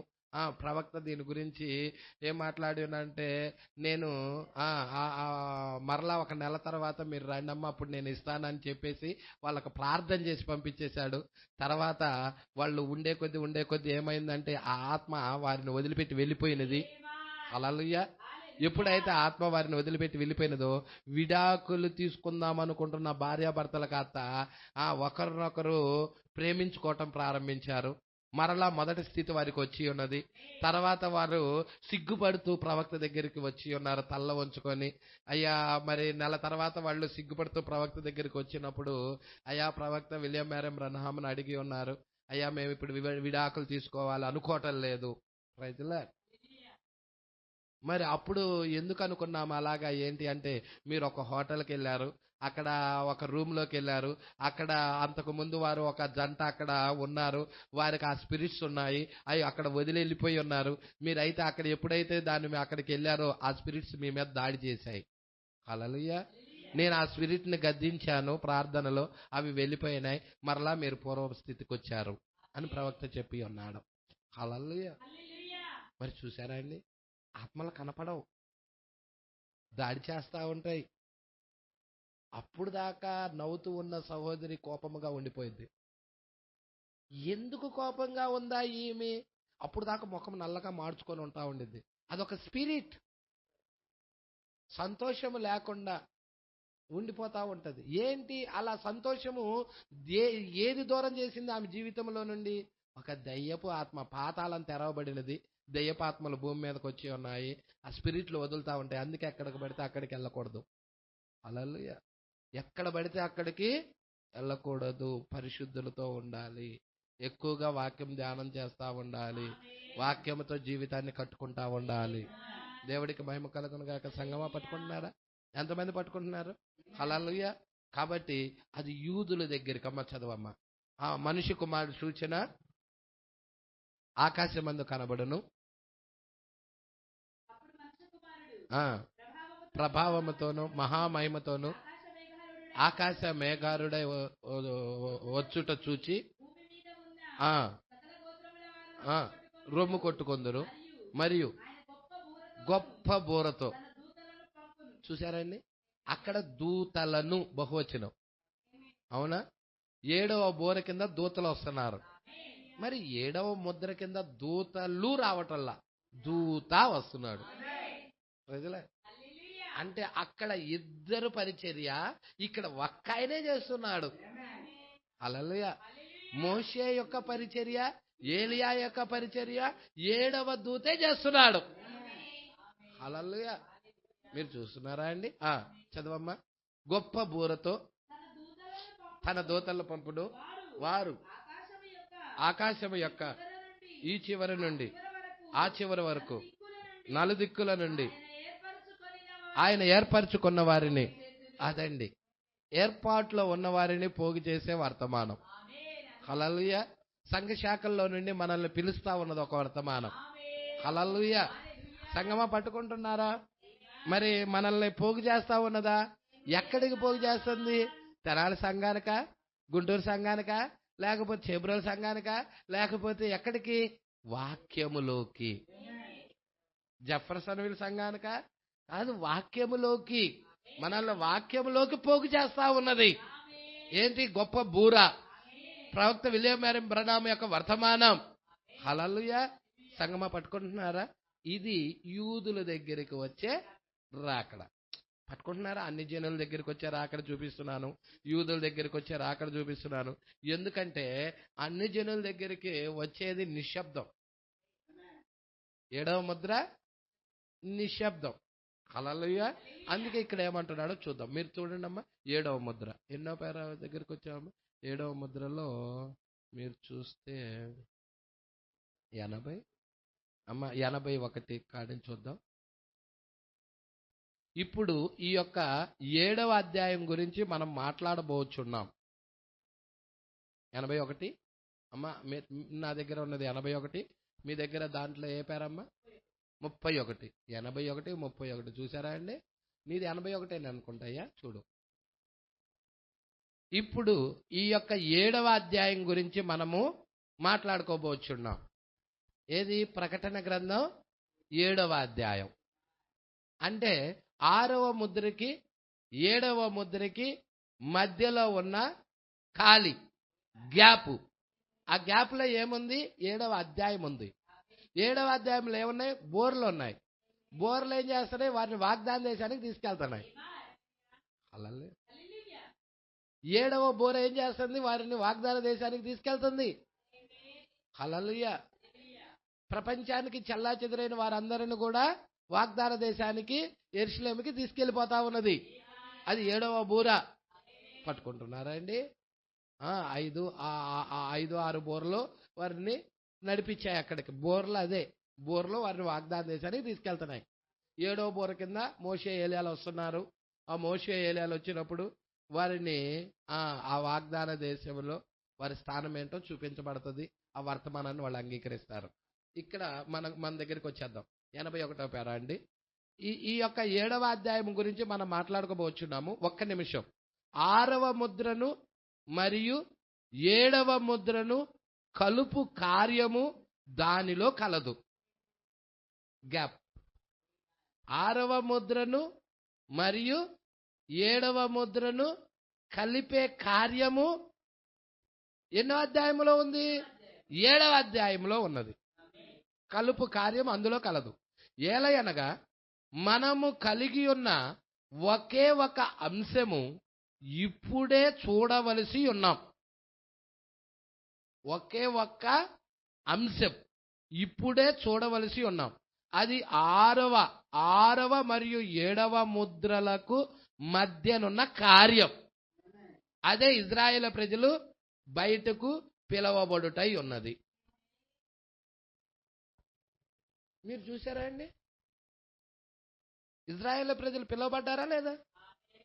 ఆత్మ సంబంధమైన ఇజ్రాయేల్ ప్రజలైన మనం కూడా పిలువబడ్డామా లేదా? అబ్రహాం పిలువబడ్డాడా లేదా? అబ్రహామును దేవుడు పిలిచాడా లేదా? బబులోను విడిచి రమ్మని పిలిచాడా లేదా? హల్లెలూయా. మరి అబ్రహాము సంతానమైన మనలని కూడా మర్మమైన బబులోను విడిచి రమ్మని పిలిచాడా లేదా? అదే దేవుడు అబ్రహామును పిలిచిన దేవుడే ఇక్కడ ఇజ్రాయేల్ ప్రజలను కూడా వారి వాగ్దాన దేశానికి ఇజ్రాయేల్ ప్రజలని పిలవబడుటై ఉన్నది. హల్లెలూయా. ఉందా మధ్యలో? 6వ ముద్ర 7వ ముద్ర మధ్యలో ఉన్నదా? బోర్లు ఉన్నాయా? అక్కడే బోర్లు ఉన్నాయా? లవదకియా కాలంలోనే కదా బోర్లు ఊదబడింది. హల్లెలూయా. మీరు చూసినారా 8వ అధ్యాయంలో పక్షిరాజు ఆకాశంలో ఎగురటం, 3 దూతల శబ్దం వచ్చినది, భూనివాసులకు అయ్యో అయ్యో అయ్యో, 3 అయ్యోలు. హల్లెలూయా. 2 అయ్యోలు ఫుల్ఫిల్డ్ అయిపోయినాయి. 2 అయ్యోల కింద యూదులు చంపబడ్డారు. ఎంతమంది చంపబడ్డారంటే 6,80,00,000 మంది యూదులు చంపబడ్డారు. ఆ శ్రమ అయిన పిదప వారు విడుదల పొంది వారు వాగ్దాన దేశానికి వెళ్ళారు. మొదటి నిర్గమంలో కూడా మనం చూస్తున్నాము. మోషే పుట్టినప్పుడు అక్కడ కూడా ఏం చూస్తున్నాం, మగపిల్లలందరినీ చంపవేయమని రాజు ఆజ్ఞ జారీ చేశాడు. అంటే ఆ ఇజ్రాయేల్ ప్రజల్లో మగబిడ్డ పుట్టాడంటే చంపి ఆ నైలు నదిలో వేస్తా ఉన్నారు. ప్రజలు ఆ శ్రమ అయిన పిదప వారు అక్కడి నుండి విడుదల పొందటానికి హల్లెలూయా అక్కడ ఒక శ్రమ ఉన్నది. వారు విడిపించబడే ముందు ఒక శ్రమ ఉన్నది. వారు ఆ దేశాన్ని నుండి బయటకు వచ్చే ముందు ఒక శ్రమ ఉన్నది. మనము కూడా వాగ్దాన దేశానికి వెళ్లే ముందుగా, ఎత్తబాటులోకి వెళ్లే ముందుగా, మనం కూడా శరీర మార్పు పొందుకొని ఎత్తబాటుకి వెళ్లే ముందుగా ఇక్కడ మనకు ఒక శ్రమ ఉన్నది. ఉందా? ఉన్నది. మీరు చూడండి, అబ్రహాం జీవితంలో 2 పరీక్షలు, 2 టెస్టులు. మొదటి టెస్ట్, అబ్రహాము శారాలు చూస్తే వాళ్ళు బహుకాలం గడిచిన వృద్ధులుగా ఉన్నారు. వాళ్ళకి పిల్లలు ఉన్నారా? అబ్రహాముకి గాని శారాకి గాని బిడ్డలు ఉన్నారా? స్త్రీ ధర్మం శారాకు ఉడికిపోయినదా? స్త్రీ గర్భం ఉడికిపోయి ఉన్నదా? ఋతుస్రావం ఆగిపోయి ఉన్నదా?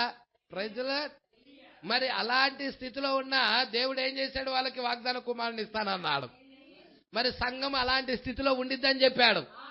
శారా ఏ స్థితిలో ఉన్నదో అదే విధముగా అన్ని జనుల సంఘము కూడా అలాంటి స్థితిలోకి ఉండబోతా ఉన్నది. అది నీడైతే ఇది నిజ రూపమై ఉన్నది. శారాకి దేవుడు వాగ్దానం చేశాడు, వాగ్దాన కుమారుని ఇస్తానని వాగ్దానం చేశాడు. హల్లెలూయా. వాగ్దాన కుమారుని ఇస్తానని వాగ్దానం చేశాడా? విశ్వాసం ఉంచారు. ఎన్ని సంవత్సరాలు? 25 సంవత్సరాలు. ఎన్ని సంవత్సరాలు? 75 సంవత్సరాలు అప్పుడు వాగ్దానం చేస్తే 100 సంవత్సరాలకు వాగ్దాన కుమారుడు ఇచ్చాడు. మొత్తం ఎన్ని సంవత్సరాలు ఉన్నాయి గ్యాప్? 25 సంవత్సరాలు. 25 సంవత్సరాలు వాగ్దాన కుమారుని కొరకు కనిపెట్టారు, చూశారు. వాగ్దాన కుమారుడైన ఇస్సాకు వచ్చాడు. ప్రజల మరి చివరి కాలంలో వాగ్దాన కుమారుడు వచ్చాడా? 1963లో వాగ్దాన కుమారుడు వచ్చాడా? సంఘానికి వాగ్దాన కుమారుడేనా? ప్రైజ్లాడ్ హల్లెలూయా. సంఘానికి వాగ్దాన కుమారుడై ఉన్నాడు ఆయన. హల్లెలూయా. శారా సంఘమై ఉన్నది. హల్లెలూయా. ఎన్నుకోబడిన సంఘమై ఉన్నది. ఎన్నుకోబడిన సంఘానికి వాగ్దాన కుమారుడై ఉన్నాడు ఆయన. వాగ్దాన పుత్రుడై ఉన్నాడు. 12 సంవత్సరాలు వాగ్దాన పుత్రుడిని ఇచ్చిన 12 సంవత్సరాలకి బలి ఇవ్వమన్నాడు. అప్పటికి వాగ్దాన కుమారుని ఇయటం మొదటి టెస్టు. 2వ పరీక్ష బలి ఇవ్వమన్నాడు. ఏ వాగ్దాన కుమారుని అయితే నేను ఇచ్చానో ఆ వాగ్దాన కుమారుని బలి ఇవ్వమన్నాడు. ఇప్పుడు ఆ వాగ్దాన కుమారుని పొందుకుంటుంది. 63లో వచ్చిన వాగ్దాన కుమారుని ధరించుకుంటుంది. ఎప్పుడైతే సంఘము ధరించుకుంటా ఉన్నదో ఇప్పుడు ఈమె మీదకి ప్రపంచ సంఘముల సమైక్య నుండి ఒత్తిడి రాబోతా ఉన్నది. ఒత్తిడి రాబోతా ఉన్నది. ఈమెని ఆ యొక్క శిశువుని చంపాలని చూస్తా ఉన్నది. అయితే చంపలేడు. అక్కడ ఏం జరిగిందో అబ్రామా అని కేక పెట్టాడు. ఒక్క కాలంలో ఒక కుమారుడు బలి ఇవ్వడానికి కూడా నువ్వు సిద్ధమయ్యావు. నువ్వు దేవుడికి భయపడేవాడు అని వల్ల అర్థమవుతా ఉన్నది. అదిగో దేవుడికి మహిమ కలుగును గాక. మరణం ఇస్సాకు మీద నుండి తప్పుకుంది. అక్కడ వధువు మీద నుండి కూడా మరణం తప్పుకుంటుంది. ఎత్తబాట్లో వెళ్ళబోతుంది. దేవుడికి మహిమ కలుగును గాక. ఎందుకో తెలుసా? ఈమెది మరణము సిలువలోనే జరిగిపోయింది. మొదటి రాకడలో సిలువలోనే ఈమె పాపముల నిమిత్తము అక్కడ బలవటం జరిగిపోయినది. చాలా మందికి అర్థం కాని విషయం ఏంటంటే, నీవు క్రీస్తులో ఉన్నావన్న సంగతి, ఆయన సిలువ వేసబడేటప్పుడు నువ్వు ఆయనలో ఉన్నావన్న సంగతి చాలా మంది గ్రహించలేరు. ప్రజల ఆయన భార్య ఎక్కడుందండి? అప్పుడు ఆయనలో ఉన్నప్పుడు నువ్వు ఆయనలో సిలువ వేయబడలేదా? ఆయనతో పాటుగా. హల్లెలూయా. దేవుడికి మహిమ కలుగును గాక. అది ఆ బయలుపాటు, ఆ ప్రత్యక్షత పొందుకున్న వారికే. హల్లెలూయా. ఇక్కడ చూద్దామమ్మా. 6 మరియు 7వ ముద్రల మధ్యనున్న కార్యము ఇజ్రాయేలును పిలవబడుటై ఉన్నది. అవునా? 1,44,000 మందిని పిలవబడుటై ఉన్నది. హల్లెలూయా. ఇక్కడ నేను 1,44,000 మందిని చూడమంటావా? హల్లెలూయా. లేక ఇక్కడ మనల్ని మనము, హల్లెలూయా, ఓ మనము కూడా పిలవబడిన వారిమేనా? హల్లెలూయా. దేవుడికి మహిమ కలుగునుగాక. 82వ పేరా చూద్దాం. ఇప్పుడు ఇక్కడ అనేక నా మంచి స్నేహితులైన యెహోవా సాక్షులు కూర్చొని ఉన్నారు. వారిలో కొందరు ఇంకా యెహోవా సాక్షులుగానే ఉన్నారు. అయితే వారు ఎల్లప్పుడూ శ్రీ రసెల్ చెప్పిన దానిని, ఆ 1,44,000 మందిని ఒక సహజాతీత మగు క్రీస్తు యొక్క వధువని అన్వయిస్తారు. చూసారా? వారు అది అలా కాదు. అది 1,44,000 మంది క్రీస్తు యొక్క, ఎందుకు వాళ్ళు క్రీస్తు యొక్క వధువు అంటున్నారు?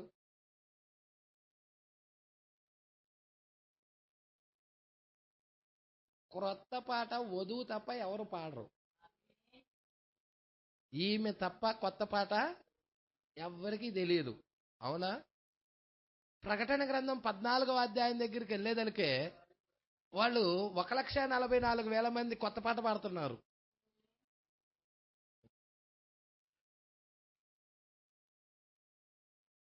హల్లెలూయా. అవునండి. స్త్రీ సాంగత్యం ఎరగని వారు వాళ్ళు కొత్త పాట పాడుతున్నారు. మరి వీళ్ళు ఎవరు? వధువా?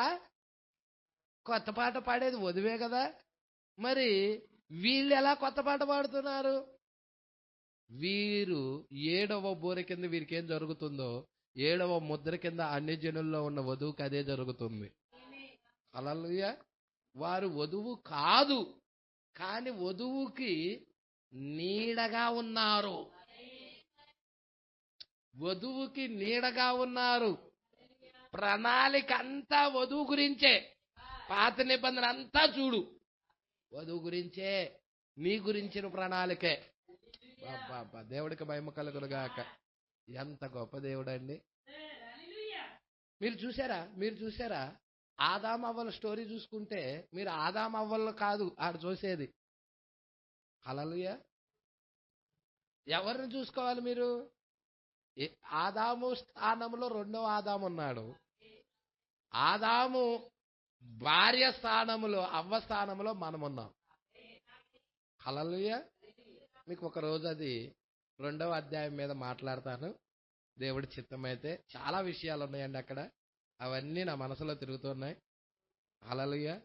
మరి నేను ఈ వాక్యం వైపుకి తిరుగుతున్నానికి 83వ పేర.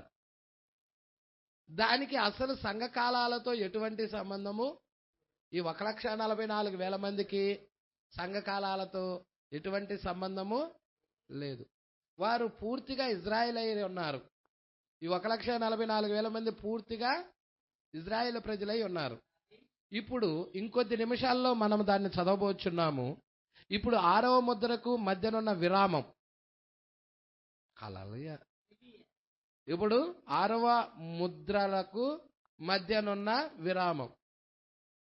6, 7 ముద్రల మధ్యలో ఉన్న విరామంలో ఎవరు వస్తున్నారు?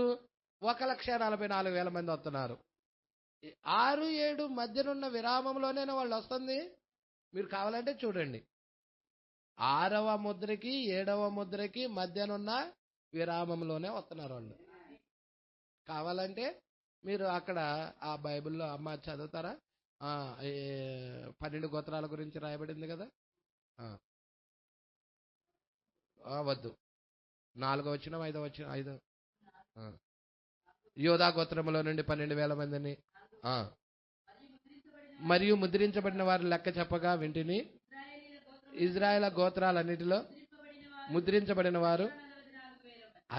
అదేనా ఇక్కడ చెప్పబడింది. చూడండి. ఇప్పుడు 6వ ముద్రకును మధ్యన ఉన్న విరామం 1,44,000 మంది యూదులను పిలిచి వారిని ముద్రించుటగా ఉన్నది. చూడండి అండి, 6వ ముద్రలో కదండి అది. 6వ ముద్రలోనే వారిని ముద్రించేది. 1,44,000 మంది. చూడండి, వీరు సంఘము వెళ్ళిపోయిన తర్వాత శ్రమల కాలంలో పిలువబడతారు. సంఘం అంటే అన్ని జనుల్లో ఉన్న వధువు. హల్లెలూయా. వెళ్ళిపోయిన తర్వాత శ్రమల కాలంలో పిలువబడతారు. చూసారా, దీనికి సంఘ కాలములతో ఏ సంబంధము లేదు. ఈ 1,44,000 మందికి అన్ని జనుల సంఘానికి ఎటువంటి సంబంధము లేదు. వారు పిలవబడుట మరియు అది లేఖనాలతో పరిపూర్ణంగా సరిపోవుచున్నది. దానియేలు యొక్క జనులకు నియమించబడిన దానియేలు యొక్క చివరి 3.5 వారాలుగా అది ఉన్నది. అంటే ఆఖరి అర్ధవారం. ఆఖరి అర్ధవారం అంటే 3.5 సంవత్సరాలు. అన్ని జనులకు కాదు, దానియేలు యొక్క జనులకు మాత్రమే. మరియు దానియేలు ఒక యూదుడు. నీ జనులకు 70 వారాలు విధించబడెను. అన్ని జనులకా?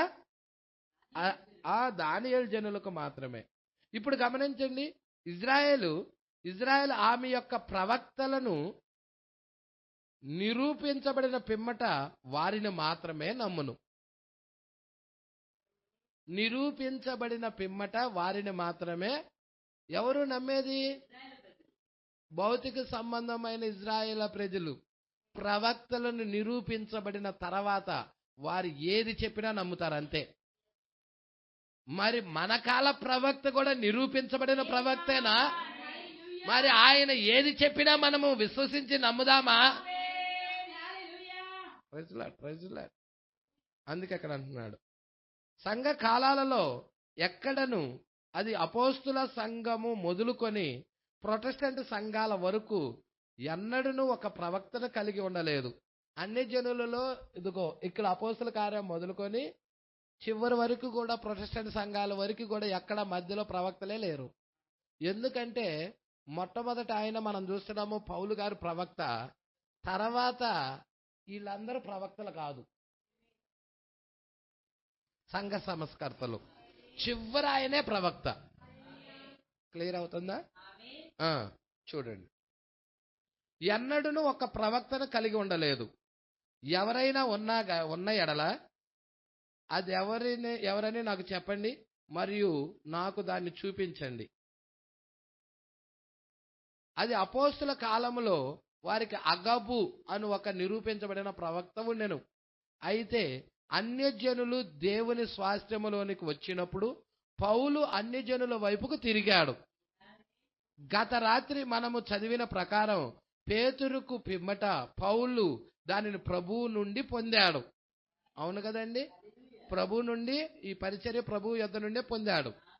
ఆయన తన నామము నిమిత్తము అన్యజనుల నుండి ఆయన వధువును తీసుకొనుచున్నాడు. చరిత్రను చూచిన ఎడల ఆ తర్వాత వారు ఎన్నడూ ఒక అన్యజనుల ప్రవక్తను కలిగి ఉండలేదు. మీరు చరిత్రను కూడా చూడండి, పౌలు తర్వాత అన్యజనుల ప్రవక్త ఎవ్వరు లేరు. ఇప్పుడు మీరు చరిత్రకు తిరిగి వెళ్ళి మరి కనుగొనండి. మరియు వాక్యమునకు వ్యతిరేకముగా ఉండును ఖచ్చితముగా. మొదటిగా బయలు వెళ్ళినది ఏంటి? ఒక సింహం. అది ప్రవక్త యొక్క వాక్యం. చూసారా అండి? ప్రవక్త యొక్క పరిచర్య, వాక్యం, సంపూర్ణమైన వాక్యం పౌలు గారి టైంలో వచ్చినది. తర్వాత బయలు వెళ్ళినది ఏంటి? ఎద్దు, క్రియలు, త్యాగం, బలి. అవునండి, బలి పశువు. తర్వాత వచ్చినదేంటి? మానవుని ముఖము వంటి ముఖము కలిగిన జీవి, జ్ఞానం. అయితే ఈ చివరి దినమున ఇది వరకు తప్పుడుగా నడిపించబడిన కార్యాలు, వదిలివేయబడిన కార్యాలు, చేయబడని కార్యాలు, సరిగ్గా బోధించబడిన కార్యాలు సమస్తము క్రమపరుచుటకు మరలా సంఘమునకు తిరిగి వచ్చునని మనకు వాగ్దానం చేయబడి ఉన్నది. వదిలిపెట్టబడిన కార్యాలన్నీ తిరిగి సంఘానికి వస్తాయని వాగ్దానం చేయబడింది. అవును కదండి? పసరు పురుగులు, మిడతలు, చీడ పురుగులు, గొంగల పురుగులు తినేసిన పంట అంతా ఇస్తానని వాగ్దానం చేయబడింది కదండి. హల్లెలూయా. అవన్నీ వదిలిపెట్టబడిన కార్యాలన్నీ మరలా ఇస్తానని చెప్తున్నాడు కదండి. 7వ దూత యొక్క వర్తమానము దేవుని యొక్క మర్మములను సమాప్తం చేయనని ముందుగానే చెప్పబడింది. అవునా? దాని అంతటిని ఇదివరకే చూచాం. అదంతా లేఖనాల్లో చక్కగా సరిపోయినదని మనం కనుగొన్నాం. అది ఏ కారణం. హల్లెలూయా. అంటే 7వ దూత ఎవరై ఉండాలి? ప్రవక్త అయి ఉండాలి. హల్లెలూయా. ఇప్పుడు ఈ వ్యక్తి రంగం మీదకి వచ్చినప్పుడు మీరు ఊహించగలరా? ఈ 7వ వ్యక్తి రంగం మీదకి, 7వ దూత రంగం మీదకి వచ్చినప్పుడు మీరు గమనించగలరా? అతను వచ్చినప్పుడు గుర్తించుకోండి, అతడు చాలా దీనుడుగా ఉండును. ఇదేనండి, మన ప్రవక్త చాలా దీనుడుగా ఉండును. మనము కూడా దీనులుగా ఉండాలా? రెండో కార్యం, దీనులుగా ఉండును. మరియు ఆ కార్యాలు కూడా ఆ విధముగానే ఉండును. సంఘములు దానిని తప్పిపోవు విధముగా ఉండును. ఆయన్ని గుర్తించే విషయాల్లో సంఘాలు ఏమవుతాయి? తప్పిపోతాయి. యేసుక్రీస్తుని చూడండి, ఎంత దీనుడుగా తగ్గించుకొని పశువుల పాకలో పుట్టాడో. ఆ రోజు శాస్త్రులు, పరిసయ్యులు, సద్దుకయ్యులు అందరూ తప్పిపోయారు. దేవుడేంటి పశువుల పాకలో పుట్టడం ఏంటి? ఎంత దీనత్వంలో, ఎంత తగ్గింపులో వచ్చాడో చూడండి. హల్లెలూయా. మరియు ఇంకా సంస్కర్తల యొక్క ఆచారాలను అనుసరించు సంఘాలు దేవుని యొద్ద నుండి వచ్చిన ఏ ప్రవక్తనైనను ఎన్నడను అంగీకరించునా? అసలు సంస్కర్తల ఆచారాల నుండి వచ్చిన సంఘాలనేవి దేవుని యొద్ద నుండి వచ్చిన ఏ ప్రవక్తనైనా అంగీకరించాయా? అంగీకరించవు. ఎవరైతే సంఘముల యొక్క ఆచారమును, బోధలను విరుద్ధముగా ఉన్నాడో అతన్ని అంగీకరించుటను మీరు ఊహించగలరా? క్వశ్చన్ మార్క్ పెడుతున్నాడు. హల్లెలూయా. విరుద్ధముగా, ఆ బాప్టిస్టుకు విరుద్ధముగా, ఆ లూథరన్కు విరుద్ధముగా, ఆ మెథడిస్టుకు విరుద్ధముగా, ఆ పెంతెకోస్తుకు విరుద్ధముగా ఉన్న వ్యక్తిని మీరు అంగీకరించడానికి సిద్ధంగా ఉన్నారా? హల్లెలూయా. అంగీకరించుటను మీరు ఊహించగలరా? ఇప్పుడు దాన్ని నెరవేర్చు ఒకే ఒక వ్యక్తి కలడు. నాకు తెలిసిన భూమి మీద ఉన్న ఒకే ఒక ఆత్మ కలదు. అది రెండింటిలో ఒకటి. అది అతని కాలంలో ఉన్న ఏలియాగా ఉండును. హల్లెలూయా. ఆత్మ ఏలియా ఆత్మ అయి ఉన్నది. అహాబు దినాల్లో ఏలియా ఎలాగా వాళ్ళందరికీ వ్యతిరేకంగా ఉన్నాడో అలాగా. హల్లెలూయా. అహాబు, యెజబేలు ఆ యొక్క బయలు ప్రవక్తలకి వ్యతిరేకంగా వాక్యపక్షంగా నిలబడ్డాడా ఏలియా? అలాగా. మరియు అది ఆ విధముగానే ఉండును. ముందుగానే చెప్పబడినది. అది క్రీస్తు యొక్క ఆత్మ తప్ప మరేమీ కాదు. క్రీస్తు వచ్చినప్పుడు ఆయన పరిపూర్ణంగా ఉన్నాడు. ఆయన ప్రవక్త అయి ఉన్నాడు. ఆయన ప్రవక్తలకే దేవుడు. చూసారా అండి? క్రీస్తును చూడండి, ఆయన్ను వారు ఎట్లు ద్వేషించారో చూడండి. వాక్యం ఆయన ఎట్లు వచ్చునని చెప్పబడినదో ఖచ్చితముగా ఆ విధముగానే వచ్చాను. ఆయన ప్రవక్తగా ఉన్నందువలన వారు దేవుని యొక్క రాజ్యమునకు దూరముగా ఉండి మరి వారికి వారే దేవదూషణ చేసుకొనుచు మరియు వివేచించు మరి ఆ విధమైన కార్యాలు చూచి, అది ఆ వివేచించి ఆ కార్యాలన్నీ చూచి వారు ఏమన్నారంటే అపవిత్ర ఆత్మ అని దేవుని ఆత్మను పిలిచారు వాళ్ళు. ఏమండి?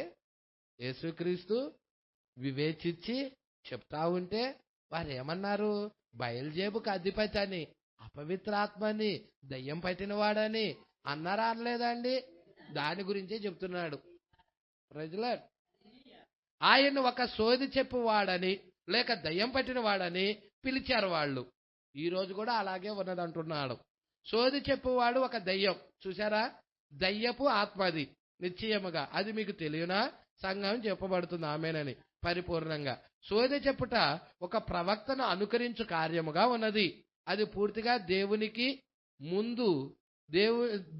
ముందు దేవదూషణగా ఉన్నది. ఇప్పుడు గమనించండి, దానియేలు యొక్క 3.5 సంవత్సరాల లేఖనాలతో పరిపూర్ణంగా సరిపోవుచున్నవి. చూస్తున్నారా? ఈయన యొక్క పరిచర్య చూస్తున్నారా? ఆ రుజువు చేయబడిన పరిచర్య చూస్తున్నారా? హల్లెలూయా. దేవుడికి మహిమ కలుగును గాక. 94వ పేర గమనించండి. పాత నిబంధనలో ఒక ప్రవక్త నిరూపించబడిన పిమ్మట వారి ప్రవక్తలను వారు నమ్మవలెనని ఇజ్రాయేల్ విశ్వాసమునకు చెప్పబడి ఉన్నది. హల్లెలూయా. నిరూపించబడ్డాడనుకోండి ఒక ప్రవక్త, ఇక ప్రవక్తలను నమ్మే తీరాలి వాళ్ళంతా. మీ మధ్య ఆత్మ సంబంధి అయిన వాడు గాని, ప్రవక్త అని పిలువబడేవాడు గాని ఉన్న ఎడల యెహోవానగు నన్ను నేను అతనికి బయలుపరుచుకుంటాను. మరియు దర్శనములతో అతనితో మాట్లాడతాను, కలల ద్వారా మాట్లాడతాను, మరియు కలల యొక్క అర్థాన్ని వివరిస్తాను. ఎవరికైనాను ఒక కల వచ్చిన ఎడల ప్రవక్త దాని యొక్క అర్థమును చెప్పగలడు. మరి మన ప్రవక్త చెప్పాడా? అవి కలల అర్థాలు చెప్పాడా? వాళ్ళు కలలు మర్చిపోయినా కలలు కూడా చెప్పాడా? మరి వీటిలో మన ప్రవక్త ఎక్కడ కూడా తప్పిపోలేదే. రుజువు చెయ్యబడిన ప్రవక్త. ప్రజల చూస్తున్నారండి, దర్శనాలు చూస్తున్నాడు ప్రవక్త, కలలు చెప్తున్నాడు, కలల ద్వారా మాట్లాడుతున్నాడు, కలల యొక్క అర్థాలు వివరిస్తున్నాడు. ఎవరికైనా ఒక కల వచ్చినట్లయితే ప్రవక్త దాన్ని అర్థం చెప్తున్నాడు. మరియు అతనికి ఒక దర్శనము వచ్చిన ఎడల అతను దాన్ని మాట్లాడును.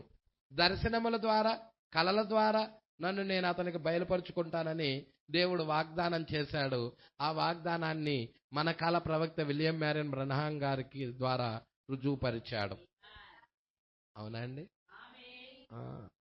మరియు నన్ను నేను అతనికి తెలియపరుచుకొనేదను. మరియు అతను చెప్పినది నెరవేరిన ఎడల పిమ్మట ఆ ప్రవక్త చెప్పింది వినండి. ఎంతమంది వినటానికి ఇష్టపడుతున్నారు? ఎందుకనగా అతనితో కూడా నేను ఉన్నాను. అతను చెప్పినది కనుక జరగకున్న ఎడల అతనికి మీరు భయపడాల్సిన అవసరమే లేదు. అవునండి, అది నిజం. దానికి దూరంగా ఉండండి, అతనిని ఒంటరిగానే వదిలివేయండి. చూశారండి, జరగనప్పుడు వదిలివేసేయండి అని చెప్తున్నాడండి. ఇప్పుడు ఇజ్రాయేలు ఎల్లప్పుడూ దాన్ని నమ్ముతారు. మీరు దాన్ని చూడలేకుండా ఉన్నారా? ఎందువలన? ఇప్పుడు ఈ రాత్రి ఈ మంచి పాఠమును మీరు గ్రహించవలనని నేను మిమ్మల్ని కోరుచున్నాను. ఎందుకనగా అది దేవుని యొద్ద నుండి వారికి ఇచ్చిన ఆజ్ఞ అయి ఉన్నది. హల్లెలూయా. చూసారా అండి, 7వ బోర కింద ఏం జరుగుతుందో, వాళ్ళు ఎలాగ ప్రవక్తలను గుర్తిస్తారో, ఏ విధంగా ప్రవక్తలను వెంబడిస్తారో, ఆ దర్శనాలు, కలలు ఏ విధముగా దేవుడు అతనితో ఉన్నాడని నిరూపించుకుంటున్నాడో, ఇవన్నీ మన ప్రవక్త పట్ల నెరవేర్పు జరిగినాయి.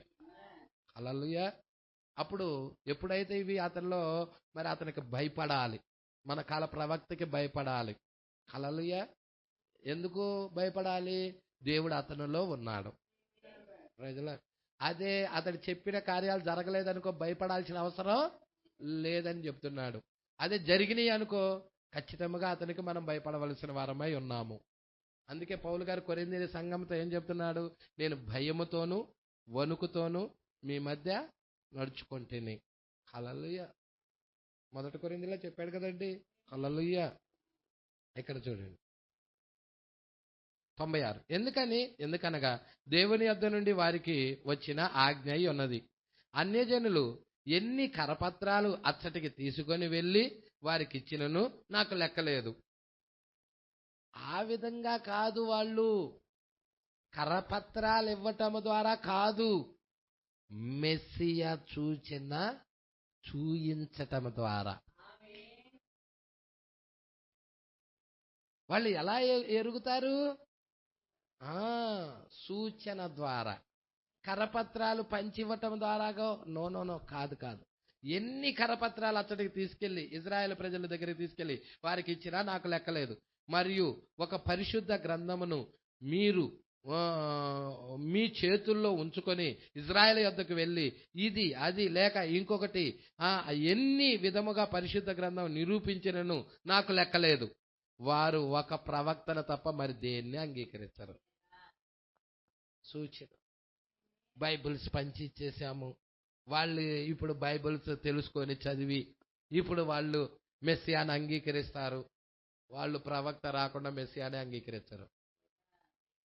ప్రవక్త సూచన వాళ్ళకి కంపల్సరిగా కావాలి. అదే మాట్లాడుతున్నాడు ఇక్కడ. ఇప్పుడు ఏం చెప్తున్నారో తెలుసా సంఘశాఖల వాళ్ళు?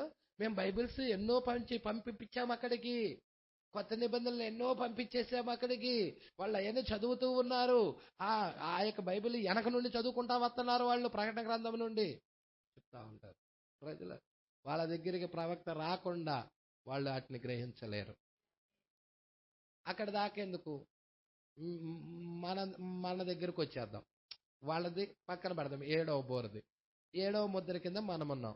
ప్రవక్త రాకుండా ఈ బయలుపాటు, ఈ ప్రత్యక్షత మన దగ్గరకు వచ్చిందా? ప్రవక్త లేకుండా నువ్వు ఎరిగావా, గ్రహించావా ఈయన క్రీస్తన్న సంగతి, 63లో ప్రభువు వచ్చాడన్న సంగతి ఎవరికైనా తెలుసా? ప్రవక్త రాబట్టే కదా ఈ సంగతులన్నీ మనకు అర్థమైంది. అలాగే వారికి కూడా.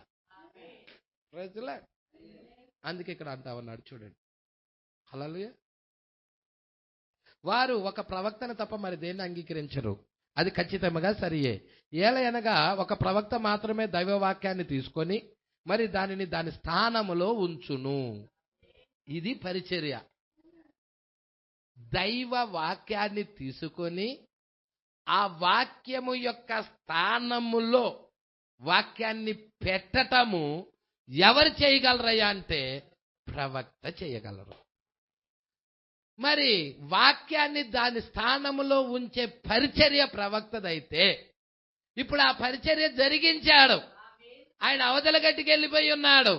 ఇప్పుడు వధువు కూడా వాక్యాన్ని దాని స్థానంలో పెట్టాలి. ప్రవక్త ఏ పరిచర్య చేశాడో అదే పరిచర్య కింద ఉండాలి. అందుకే మీరు చూడండి, ప్రకటన గ్రంథంలో ఆత్మయు పెండ్లి కుమార్తెయు రమ్ము అని చెప్పుచున్నారు, వినువాడు కూడా రమ్ము. అంతే, ముగ్గురుది కూడా ఒకే స్వరం. దేవుని ఆత్మ ప్రవక్తల యందు ఉన్నదా? దేవుడి ఆత్మ ఎవరి యందు ఉంది? ప్రవక్తల యందు ఉన్న క్రీస్తు ఆత్మ. అవును కదండి? అంటే ఆత్మయు పెళ్లి కుమార్తె. ఇప్పుడు ప్రవక్తలో ఉన్న స్వరమే పెళ్లి కుమార్తెలో ఉన్నది. ఇప్పుడు పెళ్లి కుమార్తెలో ఉన్న స్వరము ఆయనలో ఉన్నది, ఆయనలో ఉన్న స్వరము ప్రవక్తలో ఉన్నది, ప్రవక్తలో ఉన్న స్వరం పెళ్లి కుమార్తెలో ఉన్నది. అంటే ఇలా ముగ్గురులో ఉన్న స్వరము కూడా ఒకటే. అదే బోరధ్వని. 4వ అధ్యాయంలో బోరధ్వని యోహాను వింటున్నాడు. ఆ బోరధ్వనే ప్రవక్తలు తీసుకొచ్చారు. ఆ బోరధ్వనే సంఘం వింటా ఉన్నది. ఆ బోరధ్వనే పొందుకొని దాని ప్రకారంగా అలంకరించుకుంటా ఉన్నది. ఆ బోరధ్వనే ఆమెను ఎత్తబాటులో తీసుకెళ్తుంది. ప్రజల అందుకే ఇక్కడ అంటా ఉన్నాడు, ప్రవక్త మాత్రమే దైవవాక్యమును తీసుకొని మరి దాని స్థానంలో ఉంచును. మరి ఒక నిరూపించబడిన ప్రవక్తగా ఉండను, దాన్ని వారు నమ్మెదరు. అది నిజం. ఇంచుమించు నా జీవిత కాలం అంతా జాన్ రీన్ చూసారండి. జాన్ రీన్ గురించి మనం ఎక్కడ చదివాం? ఎలా చదివాం కదండి. గుడ్డివాడు అతను, మంగళ షాప్కి వెళ్తాడు, గడ్డం గీసుకోవటానికి, కళ్ళు తెరవబడతాయి. విశ్వాసం అన్నది 6వ ఇంద్రియమా? జాన్ రీన్ గురించి మనము ఏ బుక్లో చదివాం? దేవుడికి మహిమ కలుగును. 11వ ఆజ్ఞలోనో లేకపోతే విశ్వాసం అన్నది 6వ ఇంద్రియంలోనో ఉన్నది. అది దేవుడికి మహిమ కలుగును గాక. అందుకే అంటున్నాడు చూడండి, జాన్ రీన్ గుడ్డివాడిగా ఉండి తన యొక్క చూపును పొందుకొనెను. ఆ సమయంలో ఇక్కడ ఒక వ్యక్తి జాన్ రీన్ చూపు పొందుకున్న సమయంలో బెంటన్ హార్బర్ నందున్న ఒక యూదునితో దాని గురించి నేను మాట్లాడుచుంటిని. అంటే ప్రవక్త జాన్ రీన్ టైంలో ఒక యూదుడితో మాట్లాడుతున్నాడు. హల్లెలూయా. ఏమంటున్నాడో చూడండి. ఇది ఒకటి చూసుకొని ఈ యొక్క సంభాషణ వరకు చూసుకొని క్లోజ్ చేద్దాం. చూడండి, యూదునితో దాని గురించి నేను మాట్లాడుచుంటిని. వారు నన్ను అక్కడున్న దావీదు యొక్క గృహానికి తీసుకొని వెళ్ళారు. వారి యొక్క దావీదు యొక్క గృహానికి యూదులు. మరి ఈ రబ్బీ తన యొక్క పొడవైన గడ్డముతో బయటికి వచ్చెను. ఏ అధికారము వలన నువ్వు జాన్ రీన్కు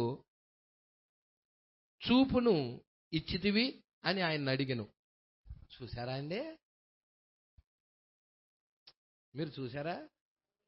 ఈ అపోస్తుల టైంలో కూడా ఆ కుంటివాడు, శృంగారం అనే దేవాలయం దగ్గర ఉన్న కుంటివాడికి ఏ అధికారం వల్ల మీరు ఇతనికి కాళ్ళు ఇచ్చారని అడిగారు. చూసారా? హల్లెలూయా. యేసుక్రీస్తు భూమి మీద ఉన్నప్పుడు కూడా యేసుక్రీస్తును కూడా అడిగారు, ఏ అధికారం వల్ల ఇతనికి చూపునిచ్చావని అడిగారు. చూసావా? ఇక్కడ కూడా ప్రవక్తని వీళ్ళు ఏమడుగుతున్నారు? ఏ అధికారం వల్ల అతనికి నువ్వు చూపు ఇచ్చితివి అని యూదుడు అడుగుతున్నారు. ఎవరిని? మన కళ ప్రవక్తని.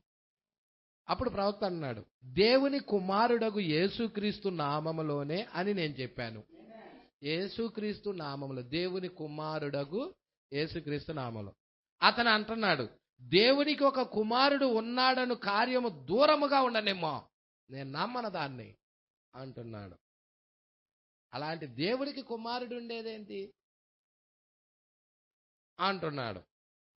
మీరు దేవుణ్ణి 3 ముక్కలుగా కోసి ఆయన్ని ఒక యూదునికి ఇవ్వలేరు. దేవుణ్ణి 3 ముక్కలుగా చేయుచున్నారు. మీరు ఒక విగ్రహారాధికుల గుంపు అని అతను చెప్పాడు. అన్ని జనులందరూ కూడా అదే కండి దేవుణ్ణి 3 ముక్కలుగా చేస్తా ఉన్నారుగా. ప్రవక్త చేయలేదండి, అన్ని జనులు చేస్తున్నారా లేదా? హల్లెలూయా.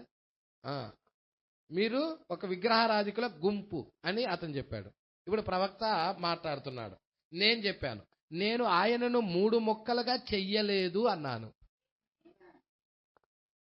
నేను చెప్పాను, రబ్బీ, మీ యొక్క ప్రవక్తలలో ఒకరు తప్పుగా చెప్పిన దానిని నీవు నమ్ముట నీకు వింతైన కార్యంగా ఉండును కదా. ఏమంటున్నాడు ప్రవక్త? మీ ప్రవక్తలలో ఒక వ్యక్తి తప్పుగా చెప్పిన దానిని మీరు నమ్మటం వింతైన కార్యంగా ఉంది కదా అని అంటున్నాడు. ఎందుకని? ఇక్కడ ఒప్పింపజేయటానికి. హల్లెలూయా. ప్రవక్తలలో ఒక వ్యక్తి తప్పుగా చెప్పాల, కరెక్టే చెప్పాడు. ఇతను అంగీకరించటల్లా. ఇతను అంగీకరించాలంటే ఇతడు దాన్ని చూడాలి, దాన్ని చూసే విధంగా మాట్లాడుతున్నాడు. హల్లెలూయా. మీ యొక్క ప్రవక్తలలో ఒకరు తప్పుగా చెప్పిన దానిని నువ్వు నమ్ముట నీకు ఒక వింతైన కార్యంగా ఉండును కదా అన్నాడు. అతను చెప్పాడు, మా ప్రవక్తలు ఎన్నడూ తప్పుగా చెప్పరు. అసలు మా ప్రవక్తలు తప్పే చెప్పరు. సరే, నేనన్నా యెషయా 9:6 ఎవరిని గురించి మాట్లాడుచున్నాడు? యెషయా గ్రంథం 9వ అధ్యాయం 6వ వచనం చూడండి. ఏలయనగా మనకు శిశువు పుట్టెను, మనకు కుమారుడు అనుగ్రహించబడెను, ఆయన భుజం మీద రాజ్యభారము ఉండును. ఆశ్చర్యకరుడు, ఆలోచనకర్త, బలవంతుడగు దేవుడు, నిత్యుడగు తండ్రి, సమాధానకర్తయగు అధిపతి అని అతనికి పేరు. మరి మనకు కుమారుడు అనుగ్రహించబడినమ్మా. హల్లెలూయా. ఎవరిని గురించి మాట్లాడుచున్నాడు అని నేను చెప్పాను. అతను అంటున్నాడు, మెస్సియాను అని అతను చెప్పాడు. నేను చెప్పాను, అట్లైన ఎడల మెస్సియా ఒక మానవ ప్రవక్తగా ఉండును కదా, అది నిజమేనా అన్నాను. అవునండి, అది నిజం అని ఆ యూదుడు చెప్పాడు. యేసు ఆ విషయములో ఎచ్చట తప్పిపోయెనో మీరు నాకు చూపించండి అన్నాను నేను.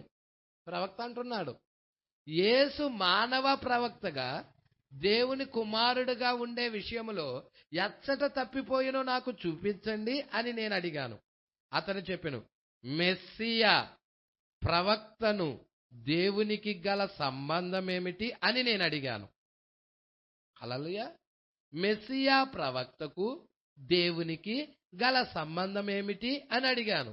అతను దేవునిగా ఉండును అని అతడు చెప్పాడు. మెస్సియా ప్రవక్త ఎవరో కాదు, దేవునిగా ఉండును అని చెప్పాడు. అది నిజమే, ఇప్పుడు మీరు దేవుని వాక్యం ద్వారా గ్రహించావు అని నేను చెప్పాను.